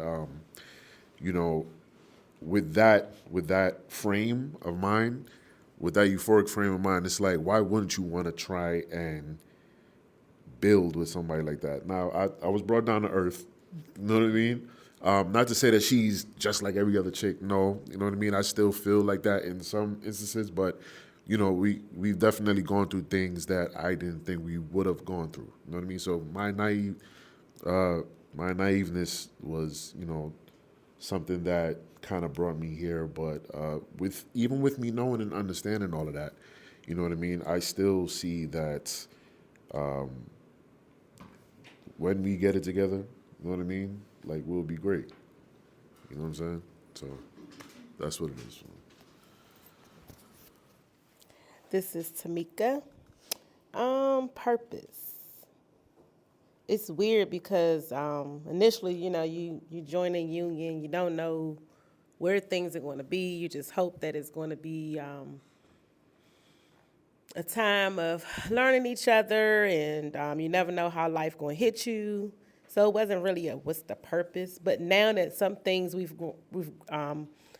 have grown and things have changed, in almost a full circle for us, I see avenues that we can go, grow with and have a purpose, to build on that purpose. I mean, it really depends. We find ourselves having other people reach out to us relationship-wise. It's like, yo, we make may be on to something. So when I say that, it's because of situations like that we've actually jumped on Zooms with other couples and things like that. So there are, I think, a bigger picture that we haven't reached yet. But I definitely know there is a purpose, and we're finding it. There's a niche, and it's just it's wild because it's just different avenues right now for us. Doors has been really opening, so we'll get to see what that purpose is. We definitely have a purpose. We definitely, we definitely have a purpose. I think that God didn't bring us through what He brought us through, and for it to be in vain. I think that we have a testimony, man, like a powerful testimony. I don't think it's not enough time to even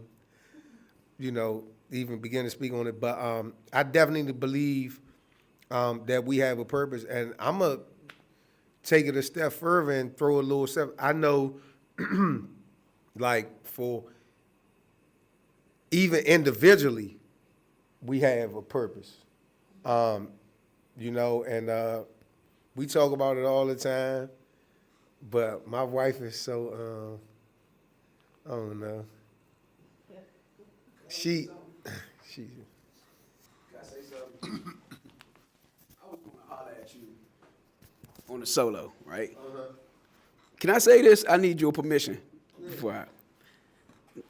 Nick, what's the date on this? April 5th, 2023. At 5:14 in the morning, I was praying and God spoke to me about you. I wasn't even praying for you, but He spoke to me about you. And I ain't saying that in a bad way, right? But I'm going to read. You sure you want me to read this? Yeah, go ahead. It says, Ronald is coming into a place where you need to start taking your family. It said, Tamika is waiting for you. It's your vision she is working on, but it doesn't look like it because she's doing the busy work she knows to do because you're not in vision position. It says, you don't owe Tamika anything, and she's not looking for you to owe, but you owe God everything. It says, the way to honor and love Tamika with all that you feel she deserves is you have to play the point and let her ball out in her position in your vision. And that vision is going to stretch you more than it will her. I don't know nothing else. That's all I had. I'm not going to add to it or take from it. We want to raise an offering or something for them. Amen. For that word. That was a good word. Let me just say this is Juan speaking. Relationships are supposed to produce. First relationship that we see, and not to be all biblical, but now that you know we're pastors. Adam and Eve, one of the first commands God gave them was to do what? Be fruitful and multiply. Anytime you come together in a relationship, you're supposed to produce something. And it's not always something that is physical. It could be something as simple as, but also complicated as, the perfect picture of love. What does your relationship gift to the world? And when you commit to that, that could be a reason to keep you in it. And of course, we brought natural children into the world, but we have a lot of spiritual children. We also have businesses that we have done together, ministry. There's things that she has in her heart to do that she can't do it without me. And not to say that I'm everything. There's things that I'm doing in my life that I can't do without her. And the truth is, she could fulfill some of those things with another husband, because what's in her heart is in her heart. My position is to compliment her. What's in my heart is in my heart. Her position is to compliment me, and then we do it together. She always said she was never going to marry a preacher. She said that. And I knew I was called to preach. I didn't tell her before I asked her to marry me. I just went into it like I ain't hear God. Because I knew that would be, make her run away. But after being married, I accepted my call, and she said, well, I didn't want this, but evidently God wanted it for me. Can I just say this without anyone getting offended? I hope you don't get offended when I say this. The Bible says this, and I don't want to make this a Bible thing, but Proverbs 18:22, he that findeth the wife findeth the good thing. The truth is, you can choose your wife. God will bless it when you do it his way. We can believe in one person being here on this earth, and I can say that about Melanie. She's so special that God made her for me. The truth is, it's still your choice. You still choose. Because God forbid if something happened to your significant other tomorrow, you'd have to pick up the pieces and you'll connect with somebody else if you have a desire to be with somebody. But I'll go back to what I first did. If you're in a relationship, you should be producing something. Be fruitful. This is Melanie. I'm sorry, give me your name. Tamika. So I'm kind of along the lines of with Tamika. When Juan and I first got together, got married, purpose wasn't really on my mind either. I was 18, so, I wasn't like, okay, what will be our purpose as a couple in life? But as Tamika shared, life happens, you grow, things happen, and over time, I always say that life is like a puzzle and or a connect the dot type game. And over time, you'll start seeing how God connect the dots. And so over time, I now see, I guess within 22 years 22 years together, 21 years married, I'll be 40 this year, he's 42. I now see and know our purpose. Which is to impact lives, to help others, to impact each other, to build, upon each other. But some of the things that we've gone through early on in our marriage, we now see why we had to go through those things, because we would not be who we are today. We wouldn't be as strong as we are today. Our faith wouldn't be as strong. Our prayer life wouldn't be as strong. And then we wouldn't be able to really help other couples, which is one of our strong points of our ministry, is helping couples. So, back when we were going through those things, it didn't feel good. And you're like, well, why me? But as you've stated, God has other plans for us. He's very strategic. And we go through things, as you said before, we go through things. He allows us to go through things to make us better and to show that he is God, and for us to be there and testimonies for other people. So initially, no, purpose was nowhere. I was 18. I just loved this young cat, and I just knew that the Don Juan, right? And I just, like Tamika said, you just pray that life is good, things work out, you have a great family and whatever. But over time, you connect the dots and you see and you develop into your purpose and you start walking into it. This is Kelsey. I think that is something, finding our purpose as like a couple was something I never really thought about, honestly. Me and Nick are 23 years old, so we're still pretty young. In life, the first thing you think for yourself is, okay, what is my purpose? Not your purpose with the person that you're with necessarily. So for me, I feel like it raised a lot of questions like, are we trying to find the purpose for us specifically or a purpose for others? Like for me, I can say, oh, my purpose is such and such. Like I'm very transparent with people, and I feel like I'm supposed to teach people the things that I have been through so they, don't feel like they're alone. But I'm like, okay, I might feel like I'm starting to understand my purpose, but how is that going to work with his purpose? Like I have to figure out what his purpose is and then figure out, okay, what is our purpose together? And that kind of makes me also wonder, what exactly is marriage? Because, we talk about marriage like, okay, marriage is something sacred. This is what you're supposed to do. But what exactly is marriage? I don't really know that answer. This is Nick. I feel like we do have a purpose. We're still working on finding out what that is. But just piggybacking off of what I've said before, how we came together, I feel like it was exactly for a reason. We're still figuring out what that reason is. I have, like Kelsey was saying, we both have our individual purposes, and I feel like me and her together, we can kind of balance each other out, and I just don't feel like there's any mistake of why we're together, but like I said, we are trying to figure out what our purpose is together.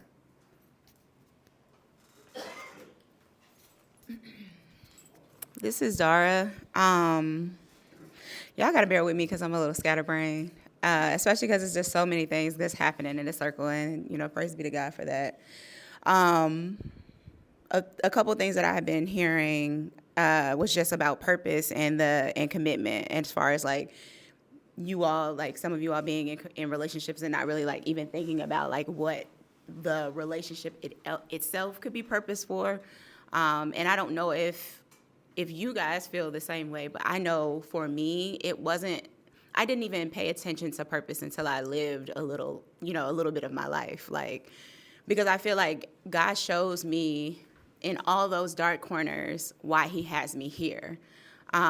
He shows me even why he has other people here, why I'm dealing or enduring the situations that I've been in, just from me continuing to walk forward, continuing to go forward, even when I'm scared, even when I'm unhappy, even when, things don't look the way I want them to look, just continuing to trust in who he is. And just like I did a devotion this morning. I was reading a devotion and it was talking about how you gain your confidence in God by just continuing to get to know who he is.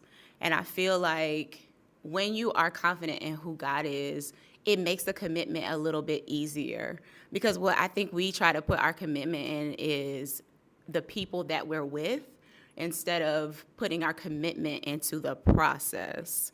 A lot of times it's an assignment for us to be with the person that we're with for something much greater than ourselves. So it's funny that AJ said that it's a selfishness that brings you with that person.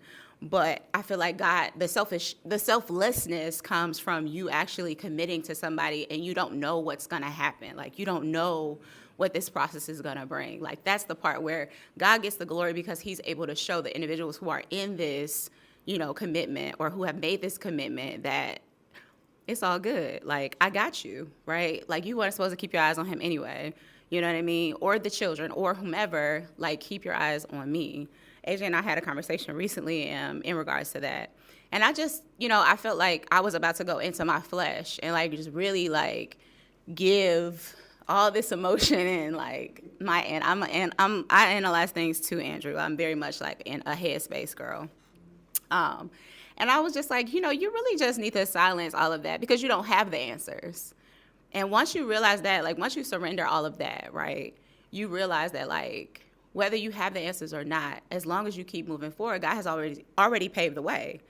And I say that like with confidence because of the things that I've gone through already. He's never left me. Like, I've gone through some insane things. Like, we're talking, I don't know, this might be, pregnancy, you know what I'm saying? We're talking like death, coming from the club and they're shooting. Like, I don't have a jacket on, let alone a bulletproof vest. So what's happening? You know what I'm saying? But I'm not even thinking about that. I'm just walking forward. And that's kind of like, to me, when Kelsey, you said, well, what really is marriage? Marriage is like, but I'm going to go anyway. Like, it could be scary. It could hurt me, right? But it's not necessary. I'm not trying to cover my own butt. Like, God got me. And then I heard you say, Amanda, about, just not really understand or not even really thinking about the purpose for the relationship. And then I heard you, Andrew, say, well, that's exactly what I'd be thinking about, right? And AJ do y'all remember when we were doing the card games? So everybody knows about Bidwis, Spades, Tonk, and poker? Are y'all familiar with all those games? Okay. So the moral of his analogy was that poker and Tunk are games that are played specifically for the individual who's playing it. Like, it's not a team game. Spades and Bitwist, you kind of have to read your partner in order to be able to move forward in the game and win the game. To me, I feel, well, the whole point of him bringing that up was he was saying that in a lot of relationships, you guys are playing two different games. But it's because of the way in which we were reared, right? The things that we've seen in our lives. Like, we can't be mad at the fact that, like, our parents may have been a certain way. Like, that's the way God, had it for our lives. But what he was making, what the point that he was driving home was basically, even when you're not playing the same game, it's possible for you to allow that space for your partner or to learn the game that your partner is playing. So for you, Amanda, it's like, okay, I see that Andrew is playing spades, right? I may not know it. You know what I'm saying? Like, he's a team player. I'm used to just doing it on my own. Like, I'm that girl, right? All my life, I've had to fight, right? So, but it's like, but babe, teach me how to play spades. It's hard though, because if y'all know, like, spades is one of those games, I don't even like to sit at people's table if I ain't coming correct. You feel me? Because people will take you out. But exactly, I know. In a black family, baby, you gotta know. But the thing is, though, like, just being able to have the confidence or even having the humility, I'll say that, to go, babe, teach me how to play spades. Even if I'm going to lose this game, like, let's just do, like, practice rounds or whatever the case might be.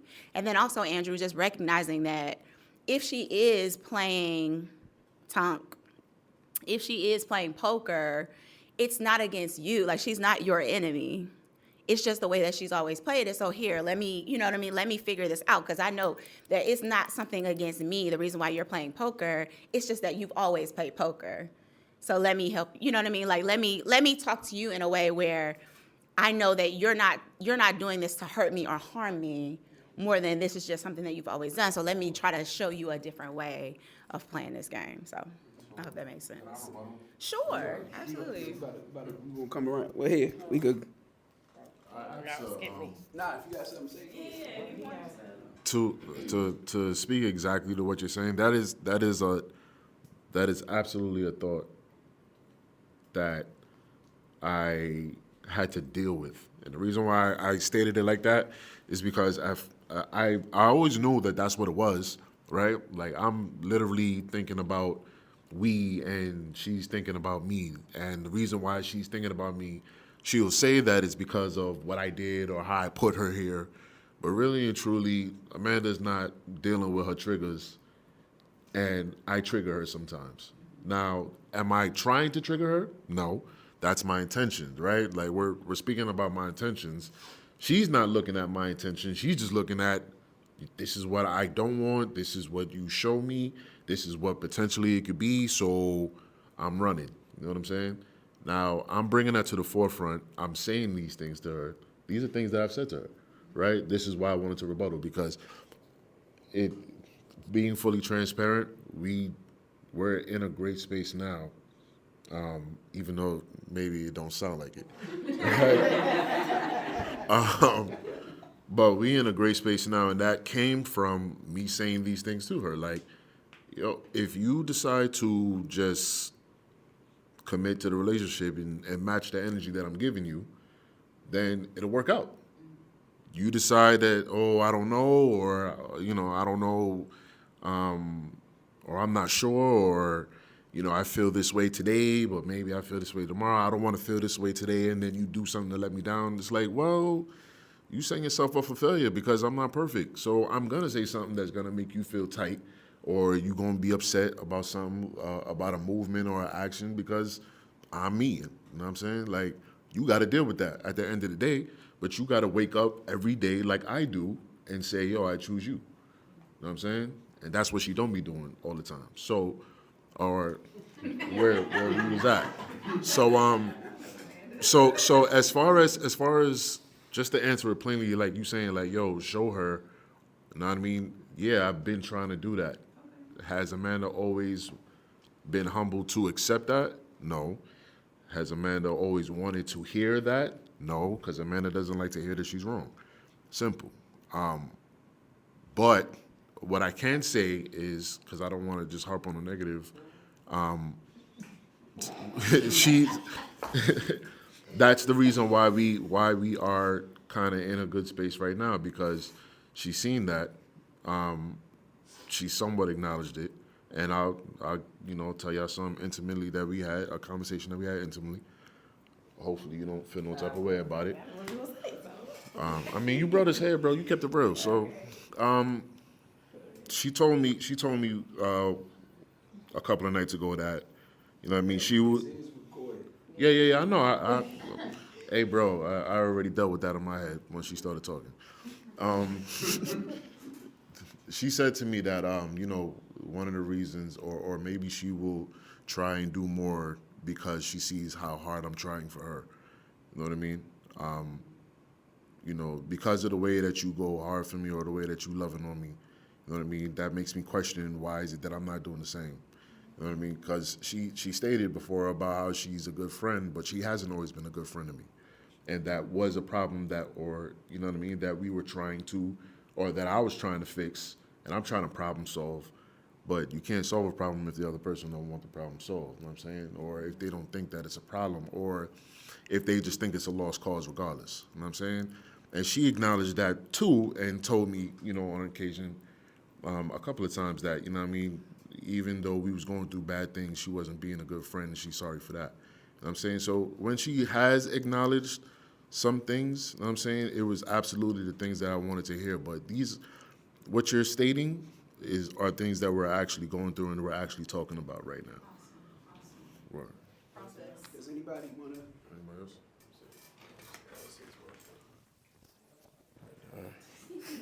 And I'm a little stopped up. Pollen has been kicking my behind for the last day and a half. So I want y'all think I'm sick or something like that. It's just allergies. But this is Juan speaking. Just thank y'all for that. That was very good. Thank you for the transparency of all the couples that are here.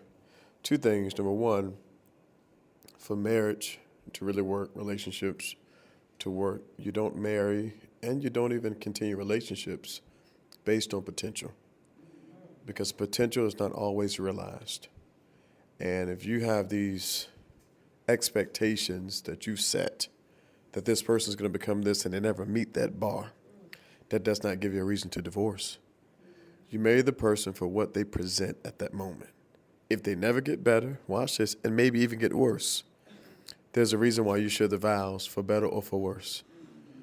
So the definition is beautiful. The act of binding yourself to the process that will correctly address or solve a difficult matter, but sometimes the matter is not difficult. Sometimes the matter is really you. The biggest problem in a relationship can be found in the mirror that you are looking at.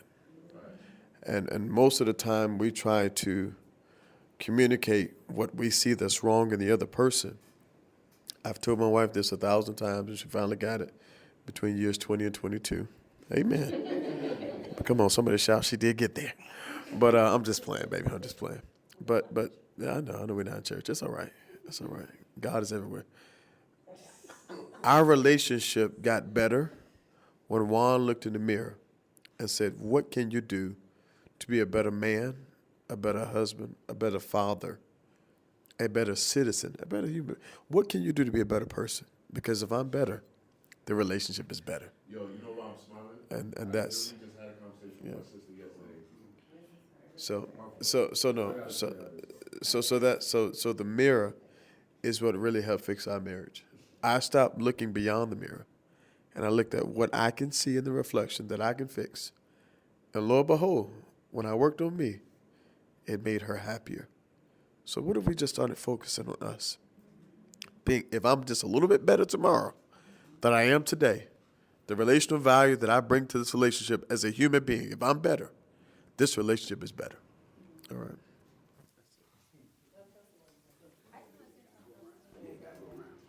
This is Kelsey. I kind of relate to what Juan is saying because I guess not too long ago, me and Nick were kind of going through it. I was kind of feeling like we're in two different spaces as far as, like, I guess more so with God. Like, I might be feeling like I'm doing the things I'm supposed to be doing, and maybe he's not doing it the way I think he should be. And we were talking to his brother-in-law, and he's been married, and he was just kind of telling us, well, I'll say me, I can't have these expectations on Nick because my walk with God and the things that I want is not going to look like what he's doing. So I feel like, looking at your partner, like, okay, yeah, they need to be doing this, this, and this. The way I see it is not going to work because they're not walking the same walk that I am. And that's when you have to give them grace, like I said before, because everything is not going to be the same that you want it to be. Yeah.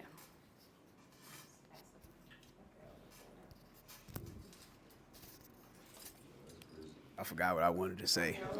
But nah, I usually write it down, but nah, that was dope. That was definitely on point because I know as of lately I had to do some of that reflecting with quite a few of my relationships actually.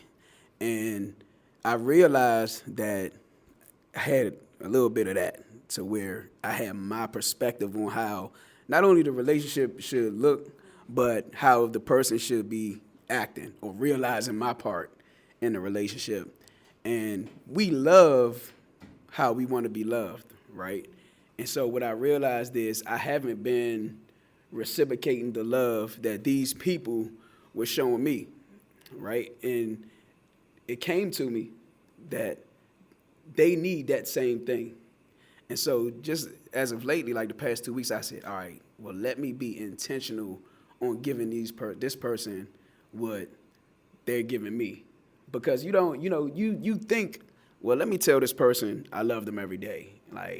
But that's what you want to hear. So what they're communicating to you is 9 times out of 10, like what they want to hear or the experience that they want to have with you. And so I was like, I got to put down myself, because this is what I'm doing. And God was like, if you've been doing this for this long and it's still here, then it means it's not working. It's not working. You got to change your perspective. And so I started, I'm sorry, I had that time on. I got lost track when they was talking. But what was I saying? Oh, but I had to shut my perspective off and say, all right, well, let me try to effectively love these people in this way. I got to be intentional about it because I'm committing myself to this process for the sake of this relationship. Like Dara said, not even to the person, but to the relationship because God built us for a relationship, period. Not just a relationship with this individual, but a relationship, period, with him and with each other. And you asked the question, it just came back to me saying that. We was like, you don't even know, the purpose of marriage, right? And God kind of does line it out for us. He told the man, love your wife like Christ loved the church. Marriage is actually supposed to be like a reflection of God's love towards his people. And I go through my little process of thinking all right, God, well, how do men, that's actually, if you look, I actually put this on here. God's commitment to man, to us, right? That's how us men, that's supposed to be that reflection, our commitment to this woman we're dealing with. That's why I commended you when I said, even when she said some days she want to quit or whatever, you was like, nah, I'm not, because God never did with us. No matter how many times in the scriptures you see Israel leave or, hey, we want to go serve these other gods, we want to do this. He never left them. He allowed them to go through forever. He allowed them to go through what they had to go through, but he said, I'm going to stay committed whether you're committed or not. And I wanted to say something, but you was just saying, this is what I've been telling her, this is what I've been communicating to her. This is something you should consider, right? That's why I went back to this screen. Because it's what God hit me with. It's being committed,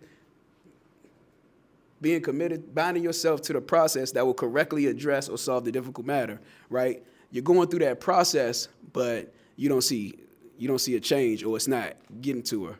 So now what got to happen is let me consider what it is that she actually needs. What is it that she's actually telling me? Because my process ain't working. I might got to change up this process. And like I said earlier, you might go through 10 processes before you get to the one that can solve the difficult matter. But I don't remember what I was going to say. I really don't. Yeah, I don't remember. You can talk if you want to. I really don't remember. My fault for interrupting you, bro. But this is Andrew. It was just so profound what you talking about. Like, y'all ain't really hear me talking about God or whatever, but Amanda touched on it. You know what I'm saying? I grew up in the church. She grew up in the church. It's just the same. It's, if you train a child in a certain way, like, it ain't going to leave them. You know what I mean? And my sister, she's married. And I had a conversation with her randomly just yesterday.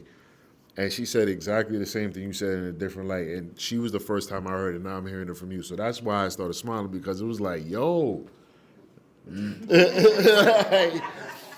know what I'm saying? Like, sometimes you don't know when God is talking to you, but God is really talking to you. You know what I'm saying? Like, she told me, she literally stopped me in my tracks. She was talking about her husband and how, you know what I'm saying, he's going through something, or he was doing something minuscule that she didn't like. You know what I'm saying? And she started praying, and she was like, God, change me so that I can be better for him. And I was like, nah, you doing the wrong prayer. Pray for him. He the one wilding. You know what I'm saying? She's like, no, if I want him to do better, I got to do better. And she completely shut me up. And I was like, damn. Like, I ain't really, you know what I'm saying? I could say if I'm thinking about it for real, I could say I knew that, right? But apply that to life now. You know what I'm saying? Know that, saying that you know something is easy, right? I could tell her, yo, the sky's blue. Oh, I know that. Yeah, but apply the fact that you want to now, appreciate that the sky's blue. Like, you know what I'm saying? Like, that's a little different. You know what I mean? Sometimes you be forgetting what it is that you actually need to do when you know what it is that you need to do. You know what I mean? I know I need to open up the door, or I need to have dinner cooked by the time she comes home, but I'm tired. I just did 10 hours. I want to lay down. You know what I'm saying? I know it's going to make her feel away. You know what I'm saying? But I'm really thinking about what it is that I could do in other words. So maybe I just bought some takeout, even though she doesn't really like to eat takeout food. You know what I mean? I tried. You know what I'm saying? I'm doing something else, but I ain't really doing what it is that she's talking about. And when we reconciled, that's what I told her. I told her, like, you know what I'm saying, I've been trying to, you know what I mean, get it together or whatever, but, I know there's more that I can do, and I know I can love you in the manner in which you want, instead of just loving you, period. Like, you know what I'm saying? Like, and she heard that. I think she thought I was capping at the time, but, like, I absolutely meant that. Like, that was something that I was thinking about. Like, you doing a lot. You know what I'm saying? You say that you hear, you showing that you hear, you know what I'm saying, but it ain't always being received. Like, she ain't really jacking what you doing. So at the end of the day, you gotta kind of do what it is that she needs. Like, you gotta pay more attention to what it is that she needs, type thing, and try and attack it that way. You know what I mean? Answer it from that, like, give it to her in a way that she could really digest. Talk to her in a manner in which she gonna understand. So I just want to say I agree, pretty much, I guess. This is Amanda. I still don't even remember my first original comment I wanted to make before the mic got passed around. But I do want to touch on the looking in the mirror. We've had this conversation like numerous times, and how I apologize for not being a friend to him. I had to look in the mirror and say, yo, you would not treat any of your friends, even though they get on my nerves, we fight, we disagree, we don't talk for maybe a day because I done told somebody something they didn't want to hear, or vice versa. I don't treat them as a stranger. I don't treat them as if I just met them today. So I definitely have said this multiple times in our conversations, that the main thing that we can do in our relationships to possibly get down the altar is to work on ourselves. I know I'm not perfect, and I know that I could be a lot to deal with. My mouth is the first problem. But I love to self-reflect, and I know that I probably can work on my mouth maybe. Or the biggest thing that we joke about or talk about is my patience. I have none. And I truly believe that if anything, if I don't get anything out of this relationship other than this, it would be the goal of being patient, like learning how to be patient with someone. Because again, yes, we come from different backgrounds. We have different thought processes on how to make money, how to clean a house, who cooks, who don't cook. Like, we are literally opposite in mostly everything you think of in a household. But if I just take a second and have some patience, we might get to where we need to be. Still working on it. As of today, I probably have maybe 2%. But we're gonna get there, and I just have to continue to pray. And that's another thing I've been working on diligently, is making sure that God comes first before I start my day. Sometimes he's the first person, but I try to make God the first person I speak to before I start my day. Because I want to hear him, I want to feel him, I want to understand where he wants me to be. And like Kelsey said, like, no matter how much I love you and no matter how much I love being with you at times, I'm okay with God saying, this is not your husband. I'm okay with God saying, you may have to go somewhere else. But I want to make sure that no matter what, I give you the best friendship that I can give you, and we can go from there. I still don't know my original thought. Oh, y'all wanted me to talk to that?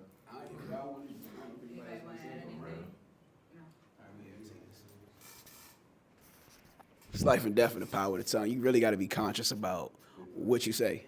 So, do you want patience? I do. So don't say, I don't have patience. Yeah, don't say, I don't have patience. You got to start speaking life into your patience life. Be like, my patience is growing. Yeah, my patience is growing. Yeah, there you go. And you might want to watch what you say, too, when you say, I meant to say something earlier when you was like, yeah, me and Kelsey got some growing to do. Just own up your own, yeah. You don't never want to do that, especially when Kelsey probably didn't take too much offense to it or anything. But I know with women, you definitely don't want to do that. I'm like, yeah, we both a little bit messed up. We both got some growing to do. Nah, just own your own. As the man, yeah, just own your own stuff.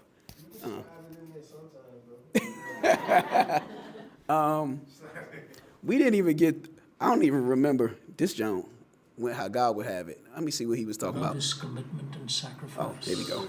You sacrifice your own desires and you surrender. But the thing is, we use just one word for love. The Greeks had 4 words: agape, phileo, storge, and eros. Okay? One is friendship love, one is protective love, one is romantic love, but it all hangs on the peg of agape, God's love. So the only way to define love is to find the definition from God. Otherwise, we don't have it. So to try to define love, the reason we are confused is because we start with our experience and then try to find a norm. No. You find a norm and then put it into your experience. That's the way it is. It's like the past president of Columbia Bible College. When his wife was diagnosed with Alzheimer's, and how he just stayed faithfully, canceled all of his meetings. Robertson McQuilkin, he's written a book about it. He canceled all of his travel, canceled all of his meetings, and spent the last several years, spent the last several years just taking care of her. And people said to him, what a sacrifice. He said, what a privilege that I had to be able to love my wife like that. So we have to define love in terms of who created us. That's how we define it. Otherwise, we never get to the right definition. And we ain't gonna make it through the rest of it, which is God's will. But the only reason we had got to this before we even got to this. But do y'all basically understand what he was saying? Yeah. Remember I was saying we get into relationships selfishly, right? And then we love with our emotions first. Most of the time, we love with our emotions. And then once we don't have those feelings no more, like many of you guys said, we wake up every day having to choose it, right? And that's basically what he's saying right here. Like, we come into this relationship selfish. We come into thinking like, all right, I'm in here, now this is what love is. He's saying, no, you have to know what love is first.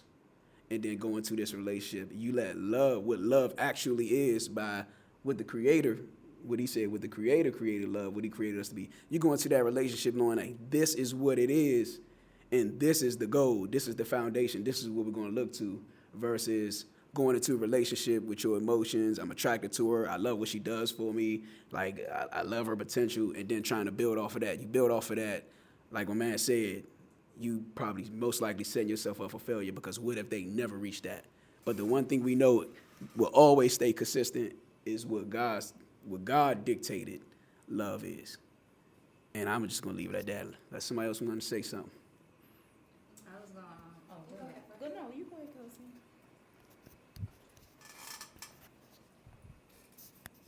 This is Kelsey. It's funny again because recently we had this conversation, but it was about unconditional and conditional love. We were talking to Nick's brother-in-law again, and he was, because like me and Nick, of like any couple has issues, our own issues, but he was asking me, because I feel like, okay, there's things that Nick may lack in, I lack in stuff too, but some of those things I will feel like, okay, should I be with him because of those things? So basically his brother-in-law is asking me, okay, are you conditionally loving him or are you unconditionally loving him? Which I thought was pretty similar to this, because if I'm conditionally loving him because, okay, if he does this and this for me, that's going to make me feel better. I'm not loving him for him and what he has, not the things that he can do for me. So I had to like sit there and figure out, am I sitting here and, you know, making it conditional, or is it actually unconditional?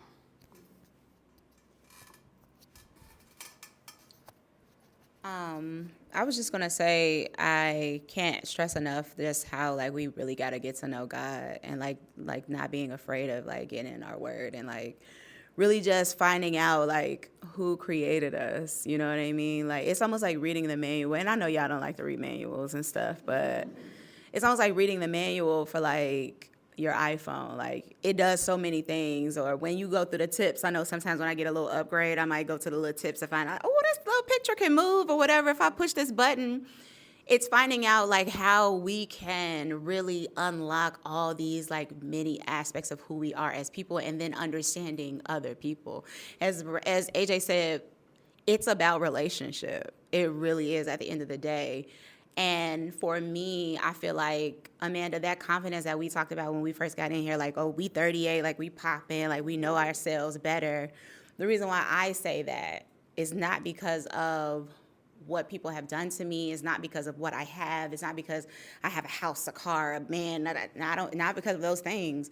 Because I have literally got to know God better. So I really, honestly, am not worried about who's gonna hurt me. I'm not worried about if this man is gonna show me love. The least he can do is show me love. You get what I'm saying? Like that's my, like of course you love, like God loves me. Like of course you should love me. Like, but it's something more. Like if I'm purposed to be with you, then that's something completely different, right? And we have to get to that point.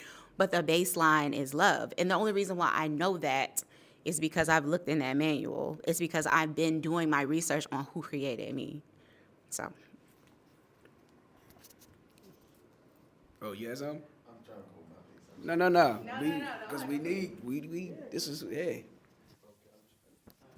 No, I'm not. I was trying to just be even, killing. I'm chill. But I go back to all of us. We've quoted the Bible at some point today. First of all, love is not what it says, it's what it does. This is Juan speaking. So for God so loved the world, John 3:16, that he gave. So giving now is the premise of love. For God so loved the world that he gave. Gave there means to suffer. Love really is not about us. It's sacrificial, like the man said on the video, and it's about every day waking up, trying to figure out a way of how I can give to this person to make their life better. Not how I can take. Love is more about giving.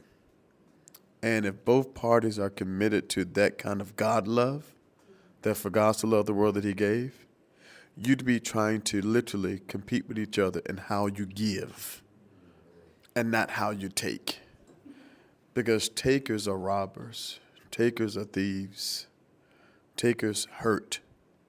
And I would hope that relationships that were birthed out of trauma, or that were birthed out of grief, or that were birthed out of pain actually redefine what a relationship is. Because when there's no more trauma, you have nothing else to give. When there's no more pain, you have nothing else to pursue, nothing else to heal. So what's the point of us being together? We've got to find the right basis to establish our relationship. And it's got to be on a God kind of love. What are you willing to give to make this work? That's all I want to say. And that is, what did you hear me say? Commitment.